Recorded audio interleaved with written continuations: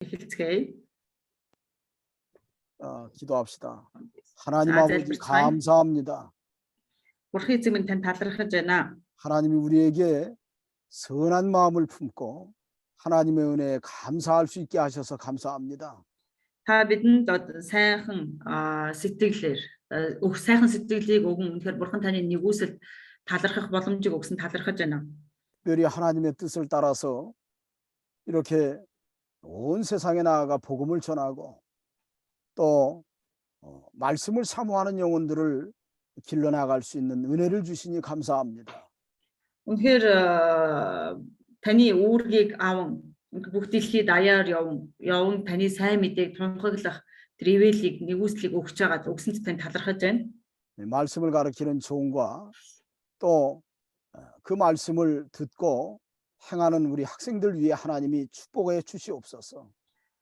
Үгийг зааж байгаа таны боол болоод үгийг сонсож байгаа манай оюутнууд үнэхээр бүгдээрээ ивэлтэй байхад та туслаач. 그래서 언젠가 우리가 하나님 앞에 서게 되면 착하고 충성된 종으로 살다 왔노라고 칭찬받을 수 있는 우리 모두가 되게 해 주시옵소서. Тэгээд хизээ нэгэн цагт энэ дэлхийн амьдрал дуусахад бурхан таны өмнө очиод итгэмжит сайн боол энэ дэлхий дээр сайн байлаа гэсэн магтаалыг сонсож чадхад та туслаач. 이 시간도 하나님이 함께 하소서. 오늘 말씀을 증거할 때 깨닫고 은혜를 받는 귀한 시간 되게 해 주시옵소서. Энэ цаг мөчид гэсэн та өөрөө хамт байж үнэхээр онцгойлон таны ивэл нэгүслийг авсан цаг байлгаж өгөөч.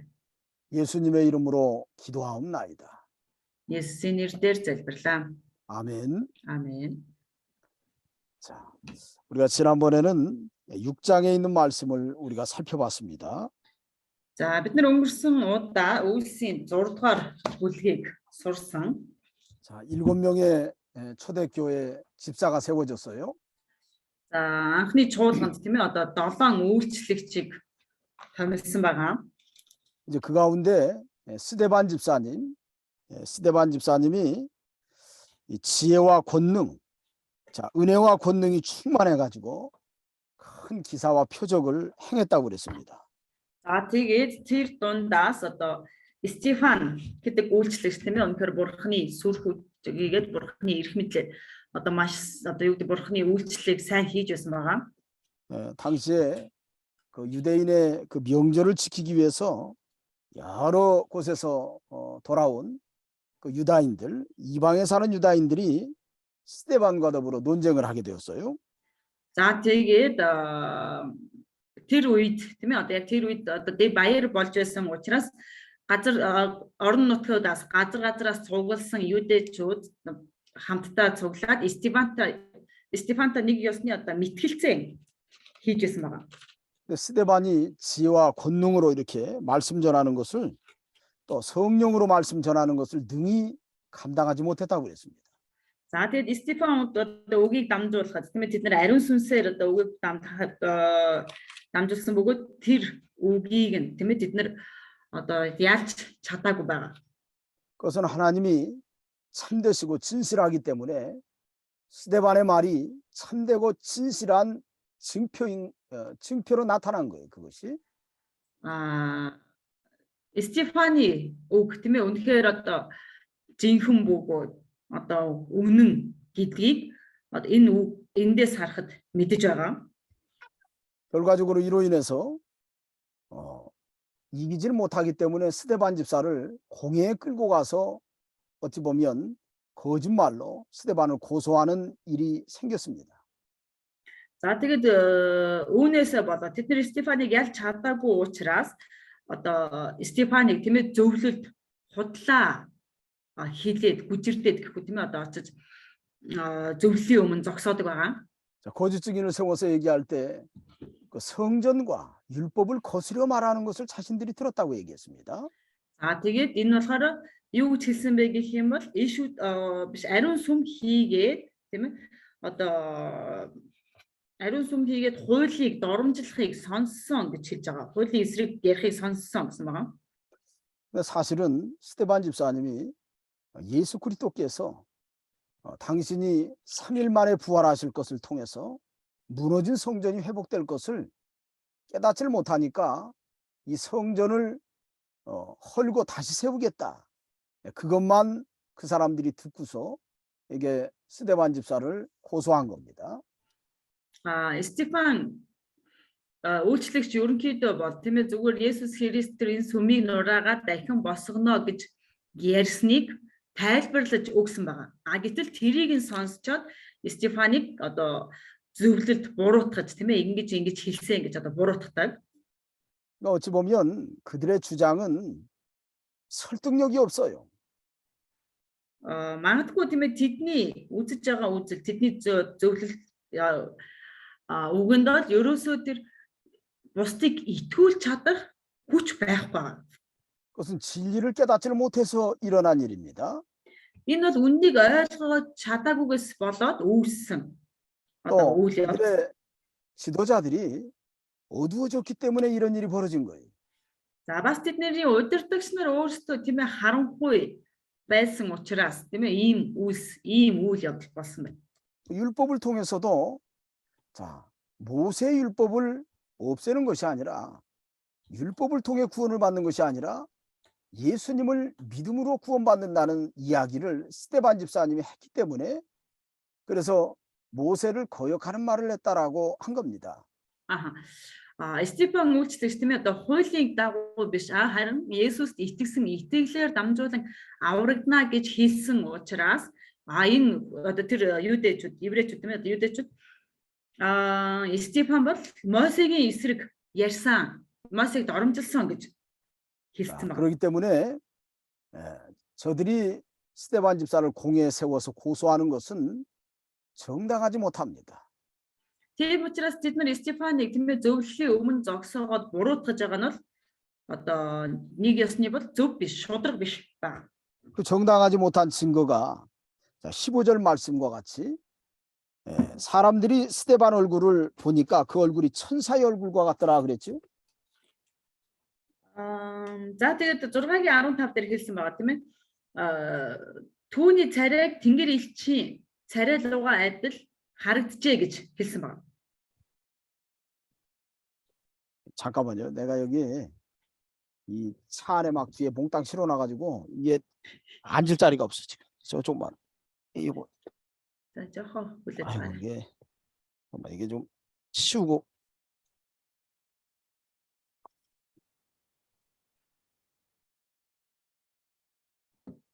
아유 이게 뭐 이제 됐어요. 그래서 우리가 6장 말씀을 통해서 이러한 내용을 우리가 살펴봤습니다. За тэгээд 6 дугаар бүлгээр дамжуулан бид нэр одоо ийм агуулгыг тийм ээ одоо сурсан байгаа. 자, 이제 7장에서는 스데반 집사님이 이 증거하는 내용과 또 그로 인해서 그 유대인들이 스데반 집사를 어찌 보면 증거하고 난 다음에 스데반 집사님이 그들의 완악한 모습을 책망할 때 그들이 분노해 가지고 스데반 집사가 순교하는 내용이 7장의 내용이에요. За 7 дугаар бүлэг. Энэ 7 дугаар бүлэг маань болохоор одоо Стефан үйлчлэгч тийм ээ үнэхээр тэднэрт үннийг хэлсэн боловч нөгөө хэд нь ойлгож ухаарахгүй байгаа учраас тэдний талаар тэд нар маш их одоо хатуу зүрх сэтгэлтэй харанхуй байгаа учраас тэдний талаар тэднэрт одоо ингэж нэг ёсны уурлаад биш тэднэрт уурлаад биш одоо сонсож байгаа хүмүүс уурлаж зөвлөлийнх нь тийм ээ түүнийг буруутгаад за эцэстээ Стефан үйлчлэгч маань амиа алддаг ийм үйл явц ерөнхийдөө одоо 7 дугаар бүлэг дээр гарч байгаа. 지난번에 7장의 대지에 대해서 말씀을 전해줬죠. За өнгөрсөн удаагийнх дээр удаа 7-гийн сэдвүүдийн талаар хэллээ тийм. 스데반 집사님이 총 어떻게 보면 5명에 대해서 증거를 합니다. За Стефан ерөнхийдөө тийм ээ одоо 5 хүний талаар гэрчилсэн байгаа. 지난번엔 4명이라고 그랬는데 여기 첫째로는 아브라함. За өнгөрсөн удаа 4 гэж хэлсэн байна гинэ. За 그다음에 Авраам, 그다음에 요셉, Йосеф, 그다음에 모세, 그다음에 솔로몬에 대해서 이렇게 증거를 했는데 다윗도 거기 좀 포함된다고 볼 수 있어요. За тэгээд Тэгж Соломоны талаар хэлсэн. Гэтэл энэ дээр бас одоо Давид ч гэсэн орсон байгаа гэдгийг бид нар маш сайн бас сурах хэрэгтэй. 자, 그 사람들이 이스라엘 백성들이 다 아는 것처럼 그 사람들이 살았던 역사의 모습을 통해서 하나님의 섭리가 무엇인가를 그 유다 백성들에게 증거한 겁니다. За тэгээд одоо тэдний сайн мэддгээр тийм ээ итгэлийн өвөг дээдсүүдийнх нь амьдралын хэм маягаар амьдралын түүхээр дамжуулан үнэхээр одоо тэднэрт Стефан 스데반 집사님이 тэднэрт 증거하는 дамжуулан хэлж байгааг. 스데반 집사님이 증거하는 이 네 분의 특징이 뭘까요? За тэгээд Стефаны одоо гэрчилж байгаа энэ дөрвөн хүний онцлог нь юу юм болоо? 첫째는 하나님이 구원의 기관으로 삼은 사람들입니다. За нэгдүгээрт нь эдгээр бол Бурхны авралын тийм ээ одоо юу гэдэг гол зөвхөн болгон сонгогдсон хүмүүс байгаа. 이 사람들은 메시아의 언약, 장차 오실 그리스도의 언약을 위해서 선택받은 사람들이에요. Энэ хүмүүс бол тийм ээ одоо Христээр дамжуулан одоо шинэ гэрээ буюу Христээр дамжуулан өгдөг тэр авралын ажлын төлөө одоо сонгогдсон хүмүүс юм. 또 그 언약을 이루어가는 그 중심 가운데 있는 사람들입니다. Тэр гэрээг одоо үргэлжлүүлэн явах гол одоо хүмүүс ахна. 자, 스데반 집사님이 이런 네 분에 대해서 증거하는 가장 중요한 목적은 Стефан үүсдэгч энэ дөрвөн хүнийг ингэж одоо онцгойлон авч одоо гэрчилж байгаа шалтгаан нь 어찌 보면 자신이 증거하는 예수 그리스도에 대해서 이미 하나님이 조상적부터 예고하셨던 그분이 오셨다라는 걸 증거하려고 하는 거예요. Энэ хүмүүсээр дамжуулан тийм ээ айл тэр өвөг дээдсээс нь эхлээд ингэж яригдж хэлэгдэж байсан ирнэ гэж нэр хүлээгдэж байсан Есүс ирсэн юма гэдгийг одоо Стефан өгчлөгч ингэж тайлбарлаж хэлж байгаа. 우리 조상들이 이 메시아를 위해서 살아갔고 또 그 메시아를 위해서 준비된 삶을 살았다라고 증거하는 거예요. Манай өвөг дээдс бидний өвөг дээдс бол тийм ээ ингэж энэ месиа энэ аврагчийн төлөө ажиллаж байсан бөгөөд энэ аврагчийг ирнэ гэдэгт итгэн амьдарч байсан юм а гэдгийг одоо хэлж байгаа.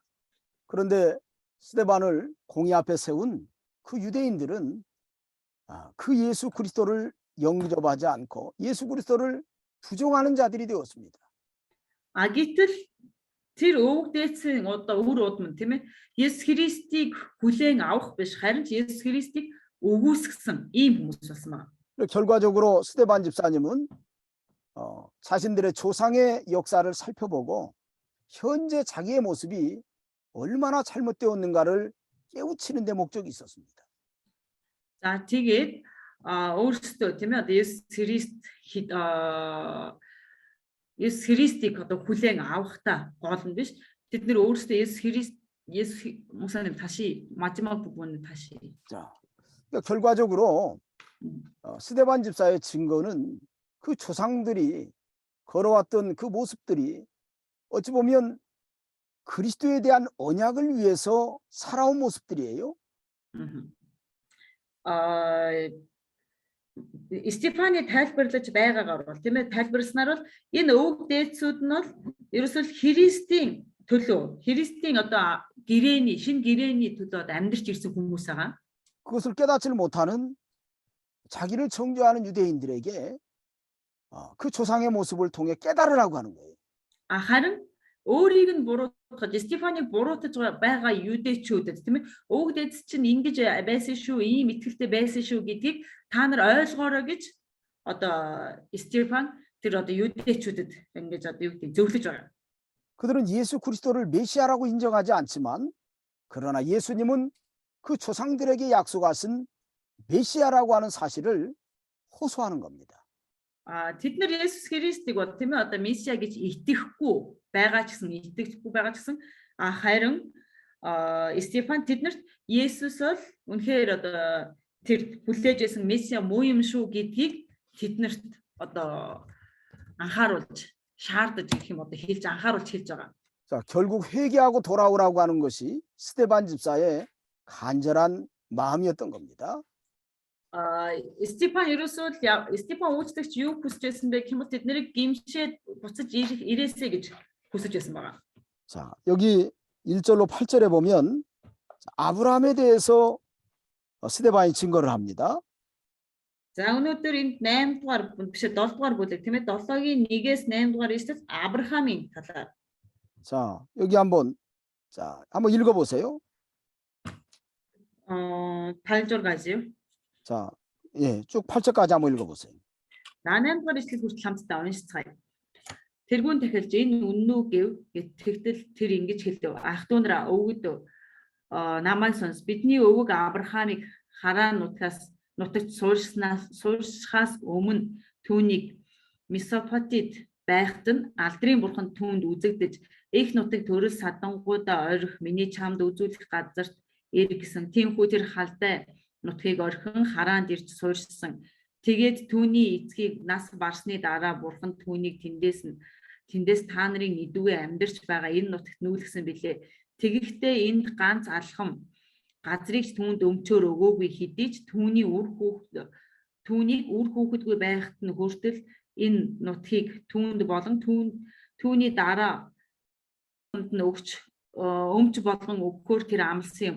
Бурхан ийхүү айлдахдаа түүний үр удам хүний нутагт харь хүн болон боолчлогдох бөгөөд 400 жилийн турш дарлагдана. Тэднийг боолчлох үндэстнийг би өөрөө шүүнгээд бурхан цааш нь дараа нь тэд гарч явах бөгөөд энэ газарт надад үйлчлэх болно гэжээ. Тэр түүнд хөвч хөндөх ёслолын гэрээг өгсөн. Ийхүү Авраам Исаакийг эцэг болж 8 дахь хоног дээр нь түүний хөвчийг хөндөв. Исаак Яаковын эцэг болж Яаков 12 өвөг дээдсийн эцэг болсон. 자, 아브라함이 누구지요? 자, 아브라함 гэж хин бэ? 자, 이스라엘의 조상이지 않습니까? 아브라함 нэгсний биш. 아브라함 бол Израилийн өвөг эцэг тийм ээ. 자, 아브라함이 저 메소포타미아에 살다가 하나님의 부르심을 받아서 가나안 땅까지 왔어요. 아브라함 тэр Месопотамид амьдарч байгаа одоо Канаан руу хүртэл одоо ирсэн байгаа.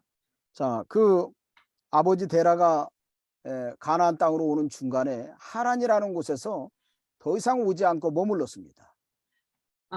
гэтэл эцэг Теран тийм ээ одоо шууд Канаан руу ирэхгүй Харан гэдэг газарт оршин суусан. 근데 아브라함은 그 아버지 데라를 그곳에 내버려 두고 하나님의 인도를 따라서 가나안까지 왔어요. гэтэл Авраам тийм ээ тэр эцгээ тэнцээ орхиод бурхнаар удирдуулан Канаан нутагт хүртэл ирсэн байгаа. 하나님은 아브라함을 먼저 부르셔서 장차 이스라엘 백성들에게 주고자 하는 가나안 땅을 미리 경험케 하시고 그곳에 살게 하셨습니다. Бурхан Авраамыг тийм ээ ирээдүйд тэр Израильчуудад өгөх тэр газрыг тийм ээ эхлээд Авраамд одоо нэг ёсны Авраамыг тийш Канаан руу хүргүүлээд тэнцээ нэг ёсны одоо туршилт маягаар түүнийг тэнцээ амьдруулсан байна. 그러면서 그 땅을 그 후손에게 줄 것이라고 하나님이 아브라함에게 약속하셨어요. За тэгээд Авраамд хэлэхдээ үр удам чамаас төрөх чиний үр удамд энэ газрыг өгөх болно гэж амласан байна. 그건 아브라함에게 미리 장차 그를 구원의 기관으로 하나님이 사용해서 어찌 보면 장차 후손들이 그 구원의 기관의 중심이 될 것을 약속하신 내용입니다. За тэгвэл энэ маань ерөөсөө юу хэлж байна гэх юм бол ирээдүйд авах тэр авралын гол цөм одоо болгоно гэдгийг Авраамд амлаж байгаа юм байна. 그래서 여기 내용 속에 가만히 들여다보면 하나님이 구원의 기관으로 삼을 사람은 부르시는 거예요. Тийм учраас эндээс харах юм бол гол зүйл нь юу гэх юм бол бурхан өөрийн авралын тийм ээ одоо нэг хэсэг болох хүнээ өөрөө дууддаг байна. 그래서 여기 3절에 이르시되 내 고향과 친척을 떠나 내가 내게 보일 땅으로 가라. 이렇게 하나님이 창세기 12장에서 말씀한 것처럼 아브라함을 부르시는 거예요. За тийм учраас одоо Авраамыг дуудахдаа Эхлэл 12 дугаар бүлэг дээр байдаг шиг одоо энэ 7-гийн 3 дээр их нутаг төрөл садангуудаа орих миний чамд үзүүлэх тэр газарт ир гэж тийм ээ бурхан түүнийг дуудсан байна. 자, 하나님이 아브라함을 이방에서 부르시는 가장 중요한 목적은 장차 그 후손들에게 그들을 구원의 기관으로 쓰시겠다는 하나님의 약속이 아브라함을 통해서 이제 하나님께서 보여주신 겁니다. Ирээдүйд тэр үр удамд нь Кананыг өгнө гэдгээ тийм ээ Авраамд өгсөн амлалтаар дамжуулан бурхан түүнд одоо урьдчилж харуулж өгч байна. 그래서 구원의 기관으로 선택받을 사람은 하나님이 부르신다는 거 우리 명심해야 돼요. За тийм учраас өөрийн авралын тийм ээ одоо нэг хэсэг болгох хүнээ бурхан өөрөө дууддгиймаа гэдгийг бид нар маш сайн анхаарах хэрэгтэй байна. 자, 아브라함이 부름을 받아서 고향과 친척을 떠나서 가나안 땅까지 왔어요. За Авраам тийм ээ нутгаа орхиод, эцэгийнхээ орхиод, хамаатан садангаа орхиод бурханы дуудлагыг аваад Канаан нутаг руу хүртэл ирсэн байна. 자, 그런데 가나안 땅에 왔을 때 하나님이 발붙일 만한 땅도 유업으로 주지 아니하셨다고 그랬습니다. За тэгвэл Авраамыг тийм ээ одоо түүнд өөр удамд нь өмч болгон өгөх газрыг одоо түүнд биш одоо түүнд өөрт нь одоо амьдрах газрыг өмч болгож өгөөгүй байсан байгаа. 실제로 아브라함이 이 가나안에 도착했을 때 그 땅은 가나안 7족속이 살고 있는 땅이었어요. Харин Канааны биш тэр Авраамын очсон тэр Канаан нутаг бол тийм ээ Канаан нутгийн 7 овг амьдардаг ийм газар нутаг байсан байгаа. 자, 아브라함이 그 마물의 상수리 나풀, 상수리 숲을 그 맞은편에서 살았는데 그 아브라함이 살던 땅은 햇사람의 땅이었습니다. 해쪽 속의 땅. Авраамын амьдарч байсан газар нь тийм ээ одоо хитчүүдийн газар нутаг байсан. 그런 그 땅에 이방인으로서 나그네로 와 있었던 거예요.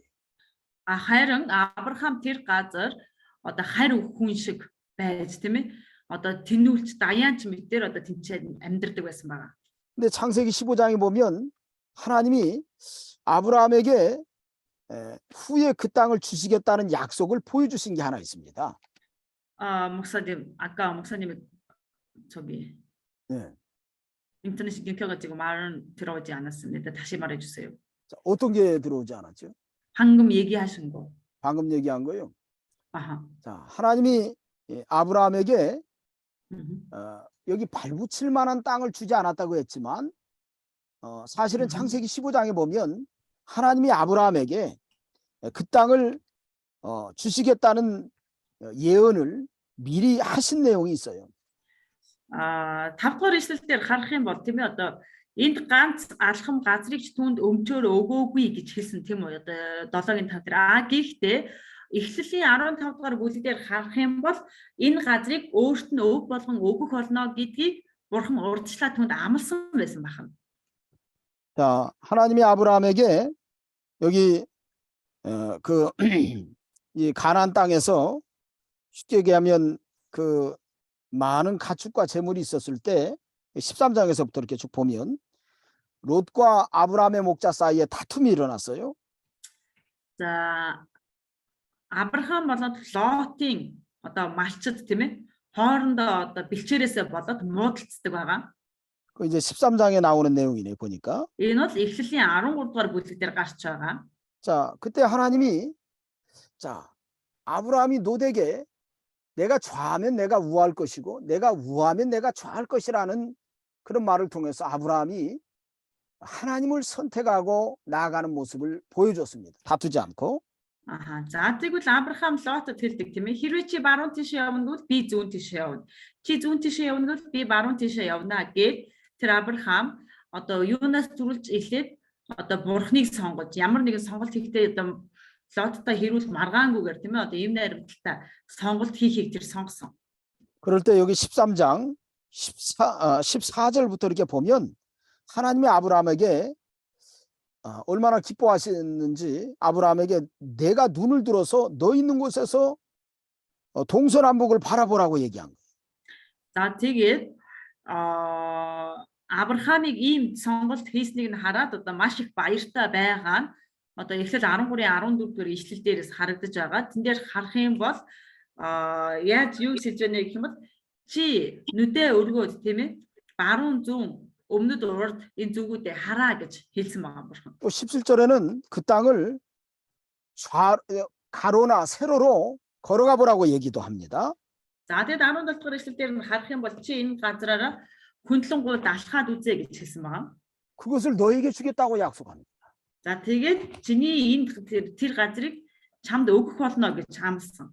그러면서 또 그 땅을 내가 너와 내 자손에게 줄 것인데 영원히 이룰 것이더라고 그 약속을 하세요. За тэгээд би чамд энэ газрыг өвлүүлэн өгөхдөө чи бодоо чиний үр удам үрд өгнө гэсэн байгаа. 또 내가 내 자손이 땅에 티끌같이 많게 하겠다고 약속하십니다. За тэгээд чиний үр удмыг үр хүүхдийг одоо шороо мэт одоо их болгоно гэсэн байгаа. 자, 아브라함을 불러서 여기 오늘 본문에 있는 말씀 속에는 그 땅을 하나도 발붙일 만한 땅을 주지 않았지만 그러나 하나님은 이미 아브라함에게 그 땅을 주시겠다고 약속하셨던 거예요. За тэгвэл өнөөдрийн 7 дугаар ишлэлийн тэр 5 дугаар биш 7 дугаар бүлгийн 5 дугаар ишлэлээр байгаатай адилхан хэдийгээр тийм ээ Авраамд яг одоо тэр нөхцөлд нь тэр байгаа үед нь түнд ганц алхамч газрыг өмч болгон өгөөгүй хэдий ч Авраам түүний үр удамд нь энэ газрыг түүнд болон түүний үр удамд нь энэ газрыг өв болгон өгнө гэдэг амлалтаа бурхан айлэрт амлчихсан байсан бахны. 근데 갈라디아 3장 16절에 보면 내 후손이 땅에 티끌같이 많게 하겠다고 하는 그 하나님의 뜻이 무엇인가를 거기 정확히 써놨습니다.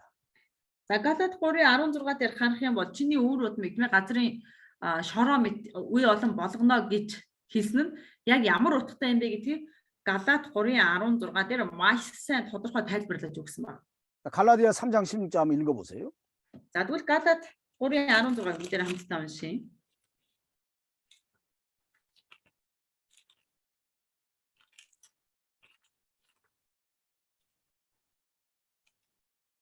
Галат 3:16 амлалтууд нь Авраамд болон түүний үрд айлдагдсан нь тэр айлдагдсан юм.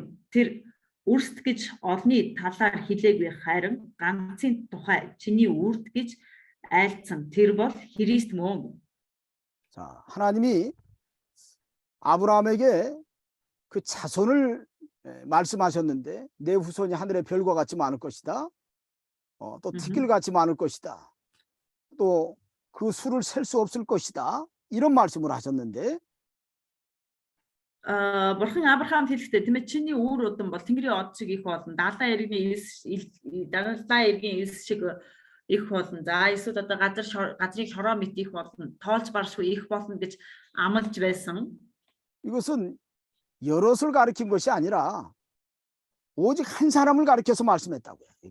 Энэ бол олныг зааж хэлсэн биш харин зөвхөн ганцыг зааж хэлсэн байна. 그 한 사람이 누구죠? За тэгвэл тэр ганц хүн хин юм бэ? 예수 그리스도입니다.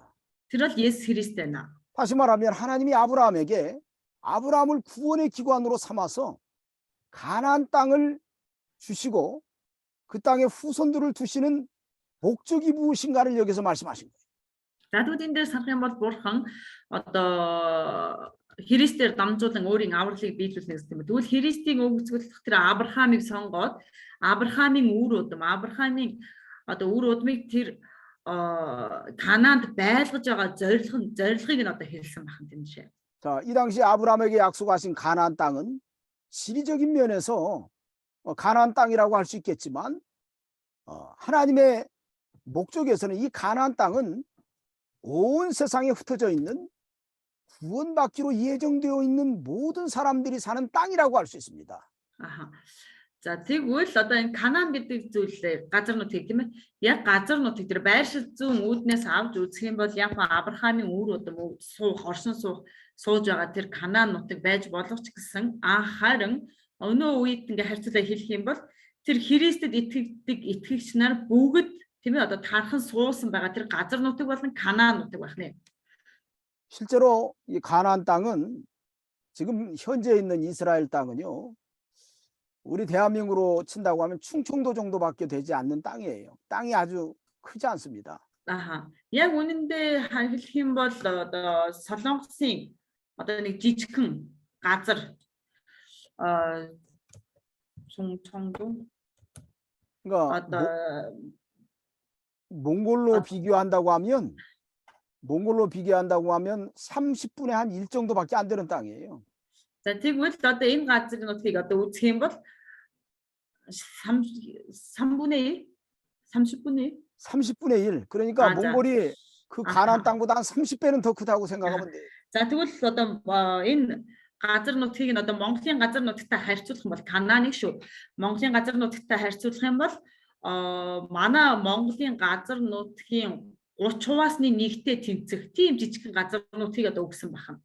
근데 하나님이 아브라함에게 약속하신 그 후손들을 어찌 보면 후손들에게 주겠다고 하는 그 약속은 어찌 보면 하늘의 별과 같지 많고 또 바다의 모래알갱이보다도 더 많을 것이라는 표현은 어찌 보면 지적인 면에서만 가나안 땅을 얘기하지 않았다고 생각하면 됩니다. За тэгвэл бид нар эндээс харах юм бол Канаан нутгийг хэлсэн байгаа тийм ээ.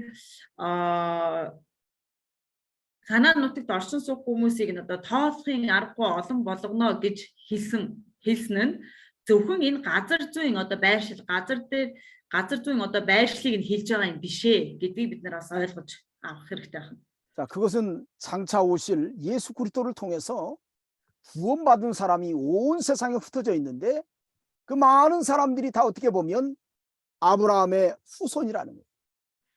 Тэгвэл тэр маань одоо ирээдүйд ирэх одоо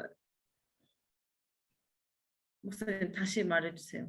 자, 온 세상에 흩어져 있는 모든 그리스도인들은 아브라함에게 약속하신 그 후손이라는 겁니다. Тэр ирээдүйд ирэх Христэд итгэж байгаа тийм ээ. Одоо тэр энэ бүх дэлхий даяар гаргасан байгаа энэ итгэгч нар бол бүгдээрээ Авраамийн үр удам байх нэ. 결과적으로 스데반 집사가 아브라함에 대해서 이야기했던 것은 그 땅을 발붙인 만큼도 주지 않았지만 실제로는 하나님이 그 땅을 아브라함과 그 후손에게 주신 지금 현재 스데반을 정죄하고 있는 그 사람들이 서 있는 그 사람들의 위치는 그들에게 그리스도를 주겠다는 그 약속을 성취하기 위해서 주셨다는 걸 깨닫게 하는 게 목적이에요. Тэгвэл өнөөдөр тийм ээ Стефан яагаад энэ одоо зөвлөлийн өмнө зогсоод энэ арт түмэнд энэ тухай яриад байна вэ гэх юм бол тэр Авраамаар дамжуулан Авраам тэдийгээр Канаан нутагт тийм ээ алхамч газрыг өг болгож өгөөгүй байсан боловч энэ газар нутгийг бол тийм ээ Бурхан Авраам болон түүний үр удамд өгнө гэд аль эрт амласан байсан тэр амлалт нь Есүс Христ ирснээр биелэлээ олсон юм а гэдгийг ойлгуулах гэж тийм ээ одоо тэнцээ зөвлөлийн одоо голд тэр зогсож байгаа. 아브라함에게 하나님이 처음 약속하실 때는 아직 아브라함에게는 자식이 없었습니다. За анх тийм ээ Авраамд тэр амлалтыг өгөх үед тийм ээ Авраам өөрийн үр хүүхдгүй байсан байгаа. 자, 이삭이 태어나기 전이에요. Одоо Исаак төрөхөөс өмнө байх нь тийм үү? 아브라함이 가나안 땅에 왔을 때 그의 나이가 75세에서 6세였습니다. Авраам Канаан нутагт ирэхэд тэр 75-аас 76 настай байсан байна. 그로부터 24년 뒤에 이삭이 태어났어요. За тэгээд тэр Канаанд очсноос 24 жилийн дараа Исаак төрсөн. 근데 하나님은 아브라함에게 이미 75세나 76세에 이 약속을 하셨던 겁니다. Тэгвэл Бурхан тэгвэл тийм ээ одоо бүр 24 жилийн өмнө буюу 75-аас 76 настай байх хооронд нь тэр үед Бурхан Авраамд айл эрт амлалтаа өгсөн байсан байх нь тийм үү? 그래서 5절 하반절에 자, 다만 이 땅을 아직 자식도 없는 그와 그의 후손에게 소유로 주신다고 약속하셨으며 그래서 스데반이 이렇게 말했던 거예요. За тэгээд Стефан тэр 5-ын төгсгөл хэсгээр юу гэж хэлж байна гэх юм бол хэдий тийм ээ хэдий түүнийг үр хүүхдгүй байхад нь хүртэл энэ нутгийг түүнд болон түүний дараа үр удамд нь өмч болгон өгөхөөр тэр амласан юм а гэж хэлсэн байна. 그러면서 하나님이 아브라함에게 그 후손들이 나중에 이방 다른 민족에게 430년 동안 400년 동안 종살이 할 것을 미리 얘기해 줬습니다. 미리 예언을 했어요. За тэгээд дараа нь Бурхан Авраамд юу гэж хэлсэн бэ гэх юм бол дараа нь түүний үүр удам хүний нутагт хүний нутагт хайр хүн болон боолчлогдох бөгөөд 400 жилийг тийм ээ одоо 400 жилийн турш тэнцээ дарлагдана гэдгийг урьдчилж бурхан одоо Авраамд хэлж өгсөн байна. 자, 아브라함이 이 어찌 보면 그 후손 중에 나중에 그 요셉이 애굽으로 내려갈 때 75명이 내려갔습니다. Авраам тийм ээ Египт рүү одоо явхад 75 хүнтэй одоо явсан. 근데 그로부터 430년 뒤에 이스라엘 백성이 애굽에서 나올 때 그 민족이 얼마나 됐겠어요? За тэгвэл ингээд анх одоо Египт рүү явхад 75 хүнтэй явсан бол за дараа нь одоо Египтээс тийм ээ одоо 430 жилийн дараа тэр даргаллын даргаллаас гарч ирэхэд хэдэн хүнтэй болсон байдаг үлээ? 자, 장정만 60만 명이에요. Насанд хүрсэн хүн нь гэхэд нэг 600 мянган ирчүүд, насанд хүрсэн ирчүүд. 자, 여자와 아이들을 뺐습니다. За эндээс эмэгтэйчүүд тийм ээ болоод одоо хүүхдүүдийг хассан. 자, 그렇다고 하면 도대체 얼마나 많은 민족으로 번성케 되었는지 우리가 생각해 볼 수 있죠. За хэрвээ тийм бол бид нар эндээс харахад тийм ээ одоо хэр их хүнтэй болсныг бид нар эндээс одоо харж болох юм болно. 자, 하나님이 애굽으로 이스라엘 백성이 그곳에 내려가서 종살이하게 하신 것은 연단받는 과정에서도 하나님이 그들과 함께 하시는 모습을 보여준 겁니다. Бурхан яагаад тэнцээ тийм ээ тэр хүмүүсийг орчуулсан бэ гэдг нь одоо тэднийг ард түмний хүртэл тэнцээ одоо сургаж гэх юм одоо хүмүүжүүлэх гэж хэлж болох юм да ингэж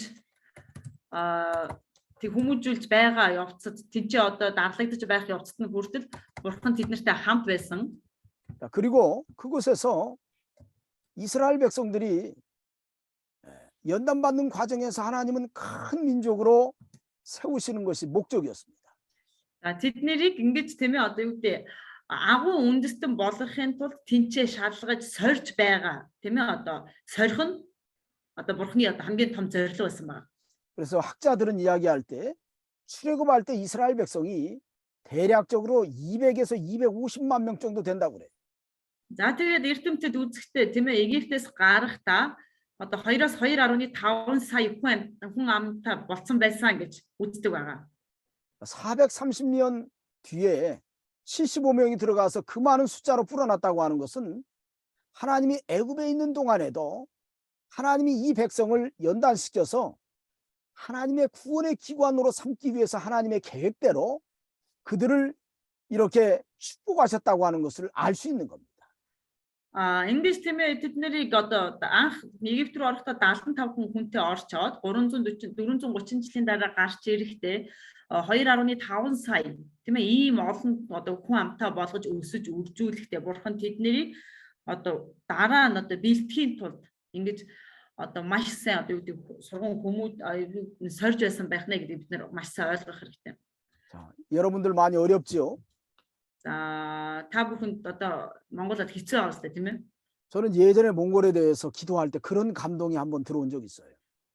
Тэр үед Монголын талаар Монголын төлөө залбирахдаа надад ийм одоо сэтгэл хөдлөлт гэх юм уу байсан орж ирсэн зүйл байгаа.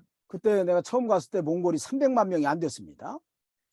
Анх намайг Монголд очиход 3 сая хүнтэй болоогүй байсан. 그런데 여기 있는 백성들이 하나님께 붙들려서 구원의 기관으로 사용된다면 하나님이 아브라함의 후손 야곱의 후손과 같이 하나님께서 언젠가 큰 민족으로 만드실 것이다. 나 그런 생각이 들었어요. За үнэхээр одоо юу гэдэг Монгол одоо 3 сая орчим хүнд хүрээгүй байхад тийм ээ. Үнэхээр бурхан хэрвээ бурхан тийм ээ Монголыг одоо өөрийн авралын ажлын төлөө ашиглах юм бол яг л тэр Авраам болон Авраамийн үр удамшиг юм агуу үндэстэн болж чадах юм байна гэж би бодсон байна. 저는 내가 목사로서 몽골의 초원을 이렇게 뭐 다르항이라든지 토손에 가면서 쭉 보면서 느끼는 감동이 하나 있습니다. За тэгээд би Монголд очиод дархан явахдаа ч юм уу ийш тийшээ явахдаа одоо тэр талд очиод тэр талд очиод үзэхдээ одоо юу гэдэг тэр маш тэр мэдэрсэн мэдрэмжүүд байдаг. 자, 사람이 살지 않는 이 드넓은 이 초원이 하나님께서 역사하시면 가득 채워지는 역사가 있을 것이다. Хэрвээ бурхан ажиллаа хийх юм бол бурхан энэ одоо хоосон талыг дүүрэн болгох бурханы ажил өгөгдөх болно. Бурханы ажил хийгдэх болно гэж бодсон. 그것은 하나님이 아브라함에게 약속하신 구원의 기관으로서 이용당할 때 하나님이 그렇게 축복하시는 거예요. Харин бурханы тэр амлалтын дагуу тийм ээ авралын тэр ажилд одоо зориулагдах юм бол бурхан ингэж өрөөх болно. 여러분들 창세기 2장에 보면 하나님이 아담에게 하나님 말씀하신 게 있습니다. 창세기 1장에. За тэгэд Эхлэл 1-р бүлэг дээр бурхан Адамд хэлсэн үг байгаа. 생육하고 번성하고 땅에 충만하라. Өвсөн үржиж газар дэлхийг дүүрэг гэсэн байгаа. 땅을 정복하고 다스리라. газар дэлхийг эзэмшиж захир гэсэн. 그때 эзэн 아담 захир гэсэн. 혼자였습니다. 아담 혼자. За тэр үед Адам гэдэг хүн ганцаараа байсан. 근데 하나님은 그렇게 하셨어요. Гэтэл бурхан тэгж хэлсэн байна. 그러니까 여러분들도 마찬가지입니다. За та нар ч гэсэн яг адилхан. 몽골의 아브라함의 신앙과 같은 구원의 약속, 구원의 기관으로 여러분들이 세워진다고 하면 하나님은 몽골 땅을 축복하셔서 가득 채우는 역사가 나타날 거예요. Харин та нар үнэхээр тийм ээ одоо Монголд бурханы авралын ажлын төлөө ашиглагдана гэх юм бол бурхан та нарыг одоо өрөөж одоо улам илүү их одоо өнөр өтгөн болно. 그 역사에 아브라함의 신앙을 가지고 있는 여러분들이 중요한 겁니다. 그래서 Тэр ажилд тийм ээ та бүхэн Авраамийн итгэлийг авсан та бүхэн бол одоо хамгийн чухал байх нэ. 스데반 집사가 이렇게 얘기하는 것도 그 아브라함의 아브라함의 후손으로 있는 너희가 그 역사의 중심 가운데 있다고 하는 것을 안타까운 마음으로 깨우치고자 이렇게 호소하는 거예요. Тийм учраас тэр зөвлөлийн голд зогсож байгаа Стефан тийм ээ та нар ч ихсэн бурхны авралын ажилд зориулагдахын тулд одоо ингэж бурхан Авраамаар дамжин сонгогдсон юм а гэдгийг ойлгуулахын тулд тэнцээ зогсож байгаа. 자, 8절에는 할례 언약을 아브라함에게 주셨습니다. За 8-р эшлэл дээр санах юм бол хөвч хөндөх ёслолыг тийм ээ одоо хөвч хөндөх хүндэлтийн талаар одоо гэрээг одоо байгуулсан. 할례 언약을 주신 이유가 뭘까요? За хөвч хөндөх гэрээг байгуулсан шалтгаан нь юу юм болоо? 자, 이건 하나님이 아브라함에게 그 후손에게 약속하신 땅을 반드시 줄 것이라는 증표로 할례 언약을 행하신 거예요. бурхан Авраамд тийм ээ үнэхээр энэ амлалтыг одоо заавал одоо биелүүлж өгнө гэдэг одоо гэрээнийхээ одоо юу гэдэг гол одоо баталгаа болгож энэ хөвч хөндөх гэрээг хөвч хөндөлтийг өгсөн байгаа.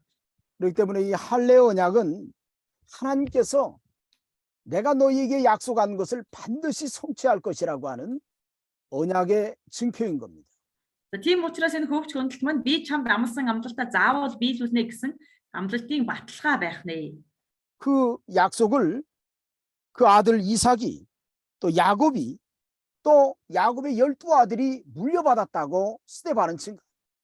За тэгээд тэр амлалтыг тийм ээ Исаак болон Исаакийн хүү Яаковын 12 хүүхэд нь хүртэл энэ амлалтыг энэ гэрээг хүлээн авсан юм а гэж одоо Стефан үйлчлэгч тэднэрт хэлж байна. 현재 그리스도를 대적하는 그 유다 백성들도 어찌 보면 야곱의 후손들입니다. Одоо тийм ээ тэр Христийг хүртэл өнөө үед тэр Христийг үгүйсгэж байгаа тэр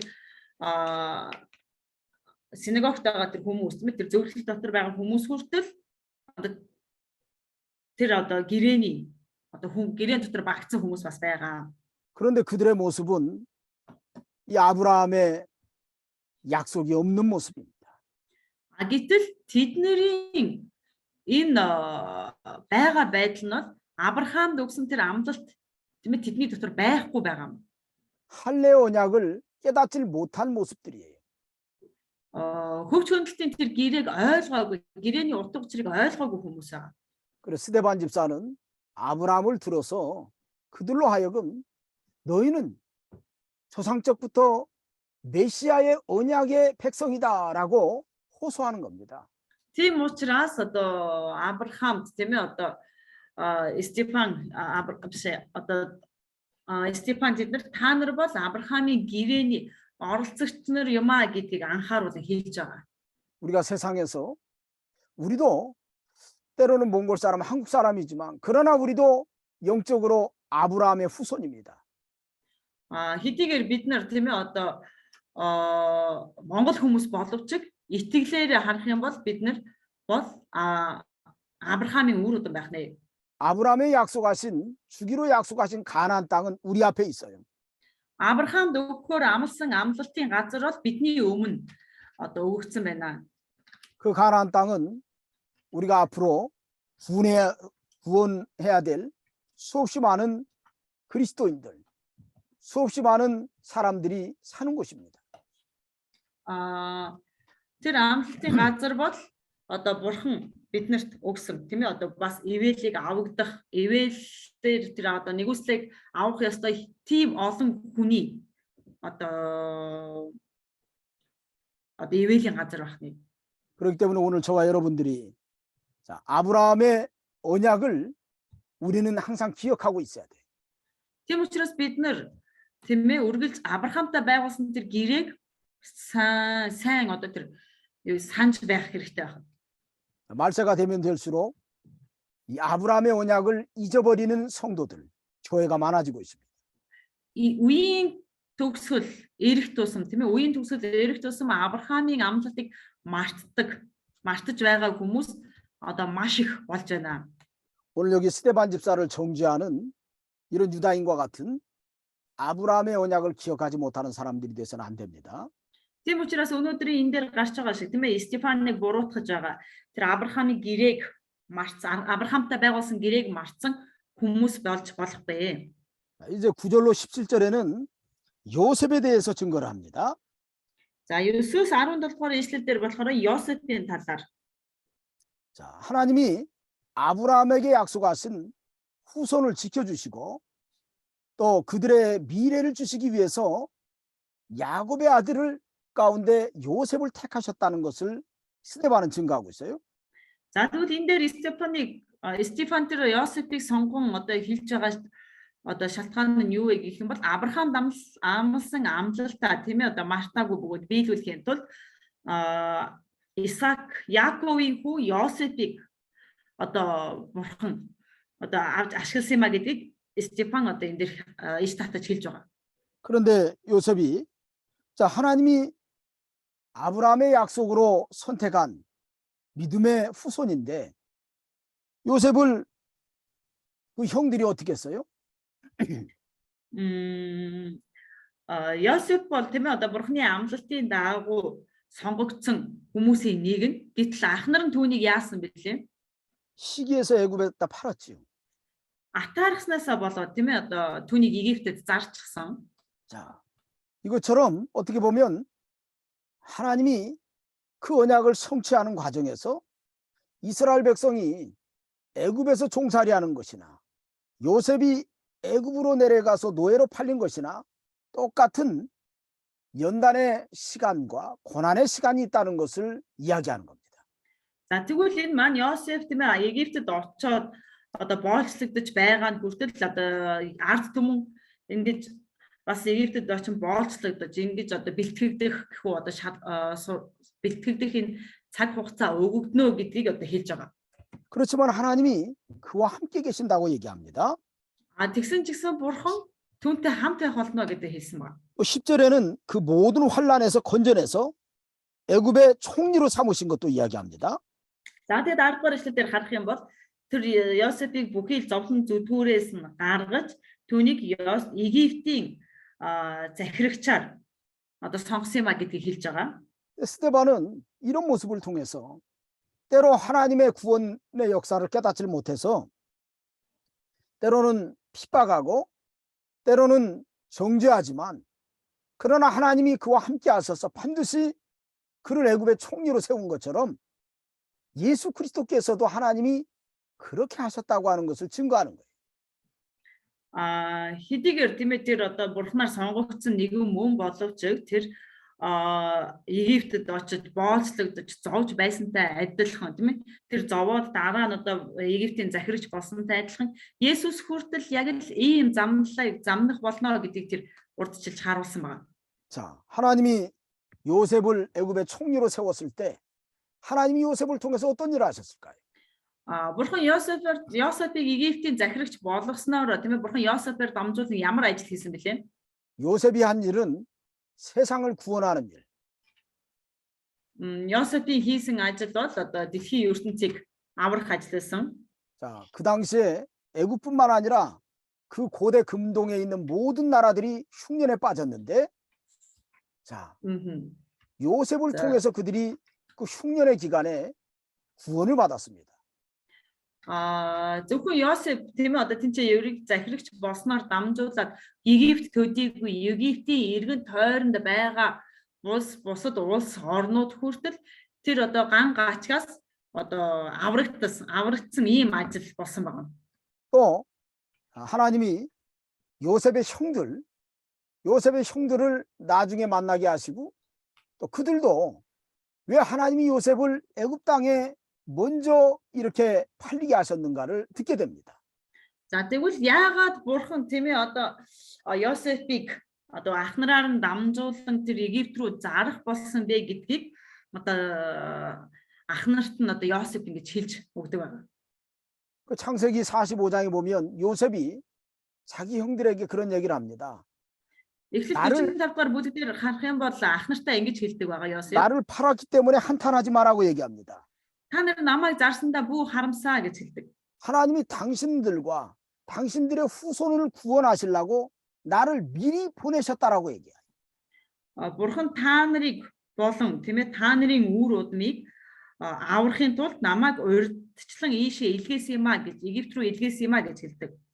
자, 어찌 보면 요셉의 형들은 하나님께서 장차 그리스도의 구원을 선포할 그런 구원의 기관으로 하나님이 선택했기 때문에 그들을 구원하시기 위해서 요셉을 먼저 보냈다라는 뜻이에요.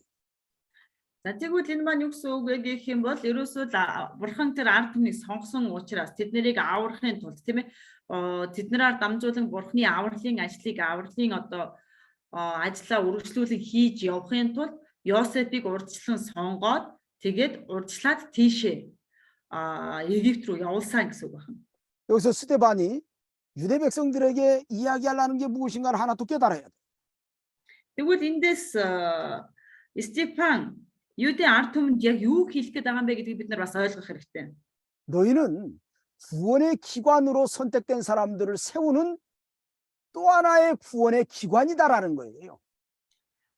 Энэ болохоор юу вэ гэхээр та нарыг авралын тийм ээ ажлынхаа нэг хэсэг болгохын тулд сонгосон одоо та нар бол ийм авралын ажлын бас нэг хэсэг нь муу юм а гэдгийг л ойлгуулахыг хүсэж байгаа. 자, 그 일을 위해서 요셉이 세워진 것처럼 түүний тэр ажлын төлөө Йосеф тийм ээ одоо сонгогдож тийшээ томилог явсантай адилхан 지금 스데반을 정죄한 너희도 그 일을 해야 된다라는 걸 깨우치는 겁니다.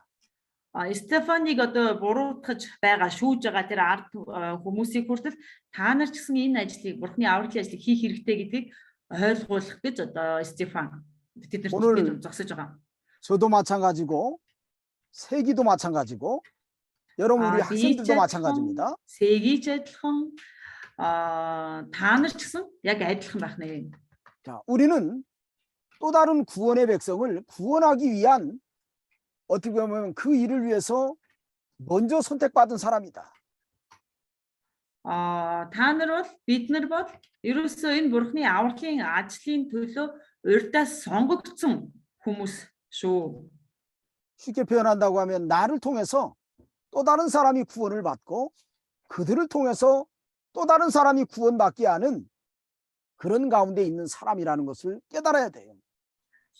Тийм учраас надад дамжуулан тийм ээ одоо та нарыг одоо өөр хүнийг аварсан. Тэнгүүтээ тэр хүмүүсээр дамжуулан ахиад өөр хүмүүсийг аврах ийм одоо авралын ажлын ажилчид гэдгээл ойлгох хэрэгтэй. 자, 그래서 하나님이 요셉을 통해서 세상을 구원하고 자기 형제들을 구원하기 위해서 미리 보내셨다는 말을 요셉이 했던 겁니다. За тийм учраас Йосеф тийм ээ та нарыг аврах та нар болон та нарын үр удмыг аврахын тулд Бурхан эхлээд намайг илгээсэн юм а гэж одоо ах нартаа хэлсэн байна. 자, 이제 여기 15절 말씀에 보면 야곱이 애굽으로 내려가 자기와 우리 조상들이 거기서 다 죽었다고 그랬습니다. 15 дугаар ишлэлээр харах юм бол Яаков болон түүний өвөг эцэг өвгөд Египтэд таалал төгссөн байна гэж хэлсэн байна. 자, 그럴 때 여기 18절 말씀이, 자, 16절 말씀이 아주 중요합니다. 세겜으로 옮겨져서 아브라함이 세겜 하모리 자손에게서 은으로 값주고 산 무덤에 장사했다 그랬습니다. За тэгэд 16 дугаар ишлэлийг харах юм бол тэн дээр маш чухал үг байна. Юу гэсэн үг вэ гэх юм бол тэндээс тэднийг Сухем руу аваач Сухемд Эморийн хөвгүүдээс мөнгөн зоосоор Авраамын худалдан авсан булшинд тавьжээ гэсэн байна. 자, 아브라함, 이삭, 또 리브가, 또 야곱, 또 야곱의 첫째 부인 레아, 그 사람들이 다 그 세겜 땅 하모리 자손, 어찌 보면 해쪽 속입니다. 거기에 있는 묘실에 장사되었는데 그 묘실은 막벨라굴입니다. За Авраам, за тэгэд Исаакийн эхнэр Ребека, за тэгэд Яаковын анхны эхнэр Риа гэх одоо тийм ээ энэ хүмүүсийг Сухемд байгаа Эморийн одоо хүмүүсээс Сухемд байгаа тэр агууд оршуулсан бол тэр агуу нь болохоор Магдалины 막벨라굴. Магдалины одоо Магдалам агуу байх нь. 자, 아브라함이 그곳에 장사되고 자기 아내 사라도 장사하고 이삭도 그곳에 장사하고 리브가도 그곳에 들어가고 또 야곱도 그곳에 들어가고 레아도 그곳에 들어간 그 모습을 쭉 연관해 본다고 하면 그들이 왜 그곳에다가 장사지었는가 하는 것을 우리가 좀 생각해 봐야 됩니다. За тэгвэл тэр агууд тийм ээ одоо Авраамыг оршуулад Авраамын эхнэр Сараг оршуулад Исаак, Ребека, Яаковын эхний эхнэр болох Риаг хүртэл оршуулсан. Тэгвэл яагаад заавал энэ газар оршуулсан юм бэ гэдгийг бид нар бас маш сайн бодох хэрэгтэй. 자, 아브라함이 햇사람에게 돈으로 주고 그 바다하고 땅을 그 굴을 샀어요. 여보세요, 목사님, 네 다시 말해주세요. 여기 목사님이 인터넷이 끊겨가지고. 아브라함이 그 막벨라 굴하고 밭을 돈을 주고 햇사람에게서 샀습니다. Авраам тэр Магдалийн одоо агуу болон тэр газрыг тийм ээ одоо хит хүнээс мөнгөөр одоо мөнгө зосоор худалдаж авсан байна.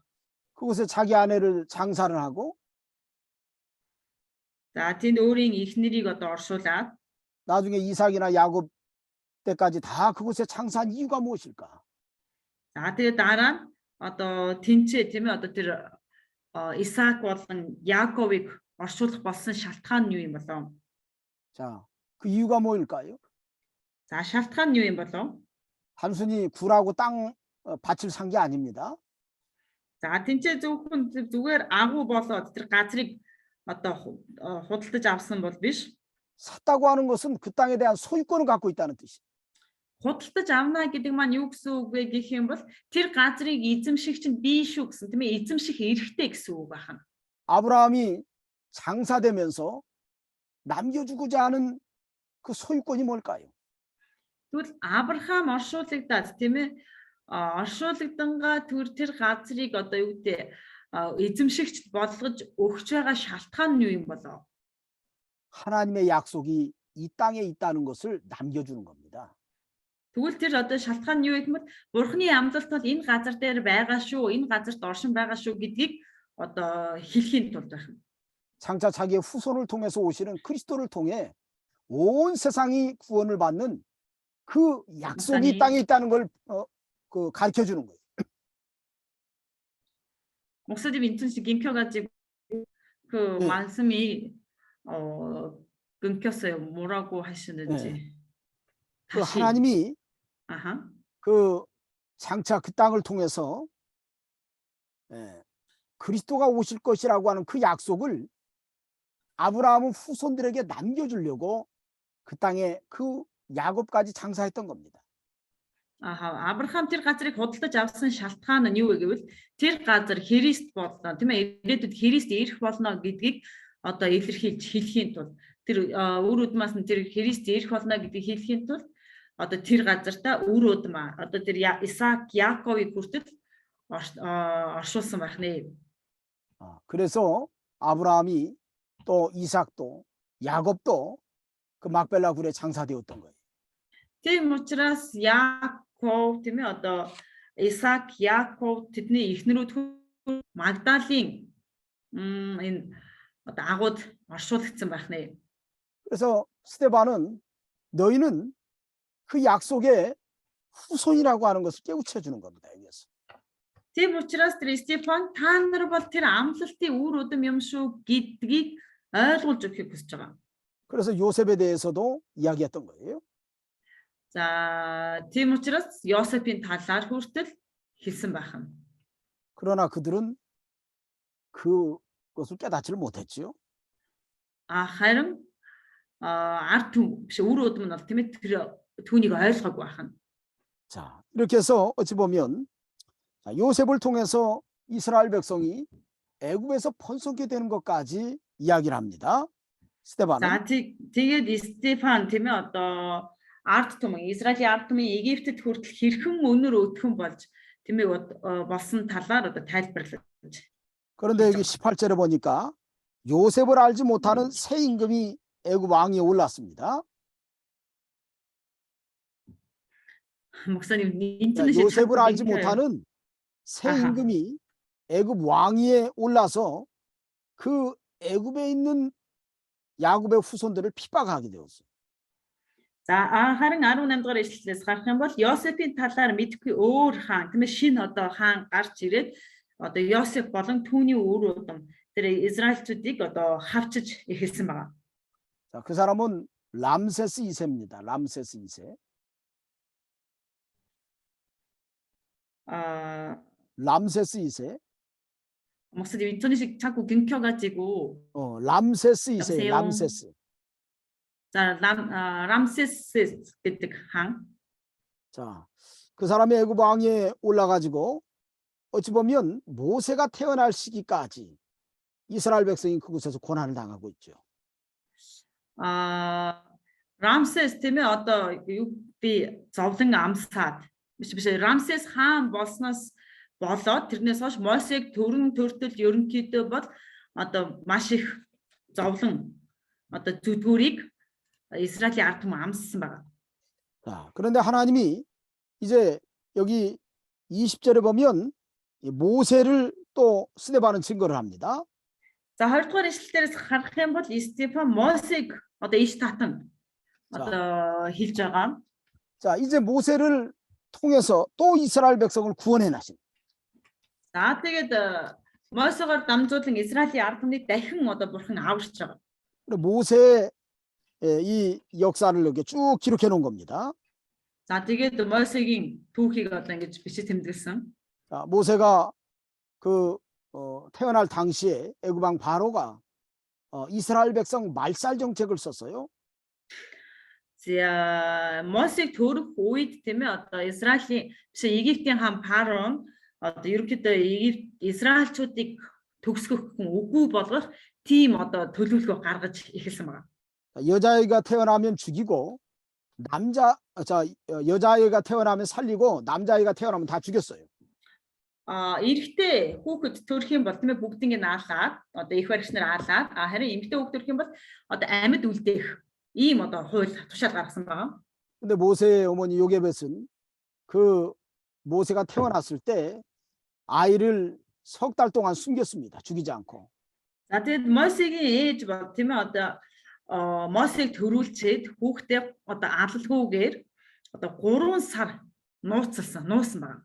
근데 석 달이 지나서 더 이상 키울 수가 없게 되었을 때 모세를 나일강에다가 이렇게 그 아이 이제 자그마한 이렇게 배에 띄워서 내려보냈지요. За тэгээд хүүхдээ тийм ээ 3 сар болсны дараа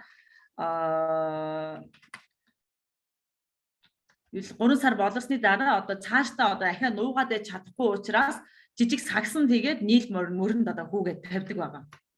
근데 하나님께서 어떻게 보면 이 모세를 살리시기 위해서 바로의 공주가 목욕하러 나왔다가 그것을 발견하게 됩니다.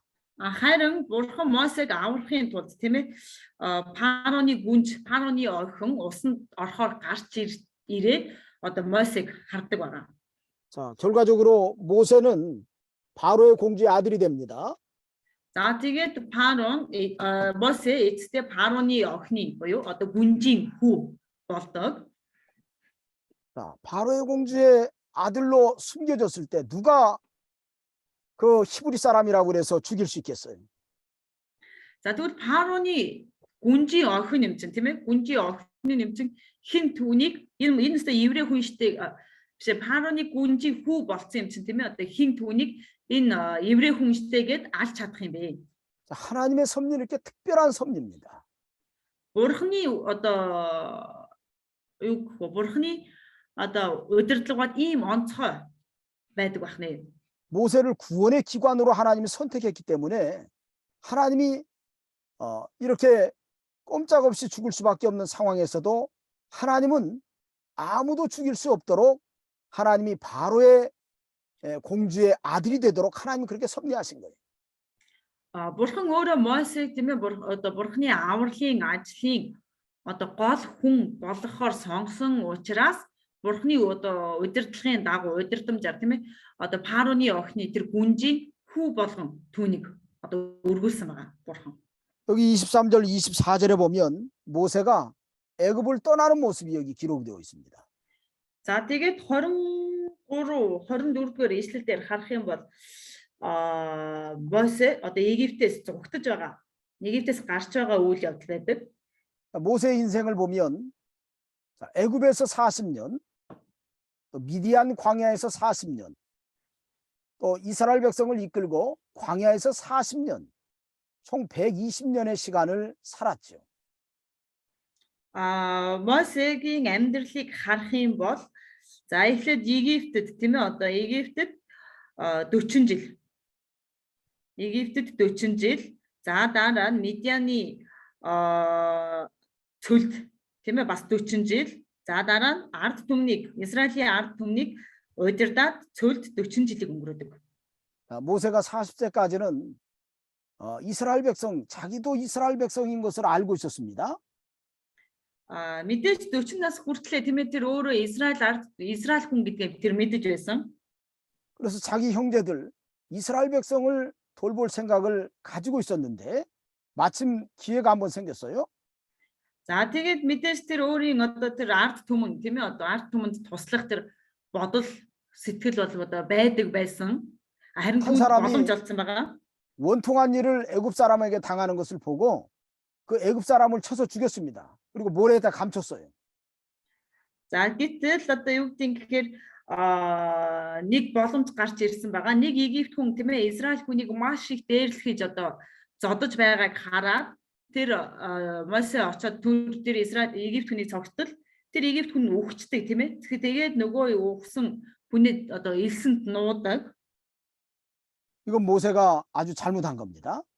Энэ бол одоо Мосегийн маш том буруу. 자, 왜 잘못했을까요? Яагаад ингэж буруу зүйл хийсэн юм бэ? 그가 자기의 생각대로 이스라엘을 구원하려고 했기 때문에. Тэр өөрийн бодол санаагаараа тийм ээ өөрийн бодлороо тэр Израильчуудыг аврахыг хүссэн учраас. 자기의 의로운 분노로만 이스라엘을 구원하려고 했기 때문에. Тэр өөрийн тэр зөвхт байдлын төлөөх тэр уур хилэн гэдэг зүйлээр тийм ээ Израилийг аврахыг хүссэн байна. 혈과 육으로는 하나님의 나라를 세워나갈 수 없어요. Цус болон тийм ээ махан биеэр Бурхны улсыг юу гэдэг босгон байгуулж чадахгүй. 근데 모세가 40세 이전에는 그러한 모습을 갖고 있었습니다. Гэтэл Мосе бол тийм ээ одоо 40 хүртлээ ерөөсөө тийм л бодол санаатай байсан маа. 그러나 결과적으로 실패했죠. Эцэст нь тэгээд үр дүн нь ямар байсан бэ гэх юм бол ямар ч үр дүнд хүрээгүй тийм ээ.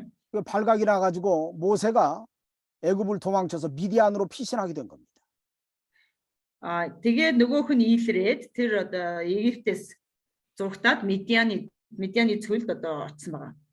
자, 미디안에 가서 40년 동안 모세가 무엇을 했을까?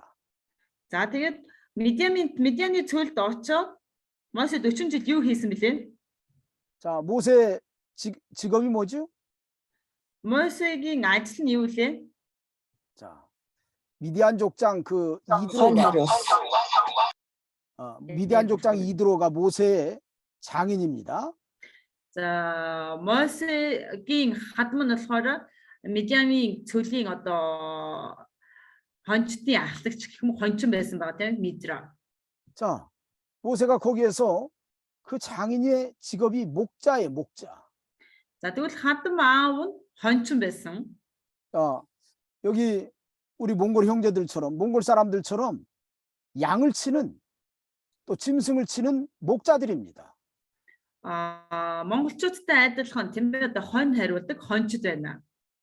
요셉이 과거에는 애굽의 왕자와 같은 위치에 있었지만 그가 자기 힘으로 하려다가 실패하고 미디안에서 광야 생활에서 자기의 신분을 철저히 숨기고 이제 목자가 될 수밖에 없는 그런 상황에 있었던 겁니다. Мосе хэдийгээр юу гэдэг Египтэд байхдаа тэр ханхүүгийн одоо байр суурьнд байж ханхүү шиг тийм ээ одоо ордонд амьдарч байсан бол харин тэр Медиан цөл рүү одоо зугтан ирээд өөрийн одоо гарал угсааг нуугаад хончин болж амьдрахаас өөр аргагүй тэр нөхцөл байдалд орсон байна. 자, 모세의 인생 가운데 40세까지는 혈과 육으로 이스라엘을 구원하려고 하는 자기 중심이 강했던 모세의 모습이었습니다. За тэгвэл Мосе ерөөсөө болж л үгүй тийм ээ одоо цус болоод махан биеэрээ бурхны ажлыг хийхийг хүсдэг ийм одоо өөр одоо юу гэдэг бие төвтэй тийм ээ одоо ийм хүн байсан байгаа. 그런데 이제 80세까지 모세가 미디안에서 살았던 모습은 철저히 자기를 부인하고 자기를 내려놓는 시간이었어요. Харин 40-оос эхлээд 80 нас хүртэл тийм ээ 40 жилийн турш тэр Медианд одоо амьдэрсэн нь Медианд одоо байсан нь хончин байсан нь тэр өөрийгөө бүрэн үгүйсгэж тийм ээ өөрийгөө доош нь буулган тавьж чадах ийм одоо сургал одоо юу гэдэг сургагдах цаг хугацаа байсан байна. 자, 그 이후에 하나님은 모세를 80세에 부르시죠. Харин дараа нь бурхан Мосег 80 настай байхад нь дууддаг.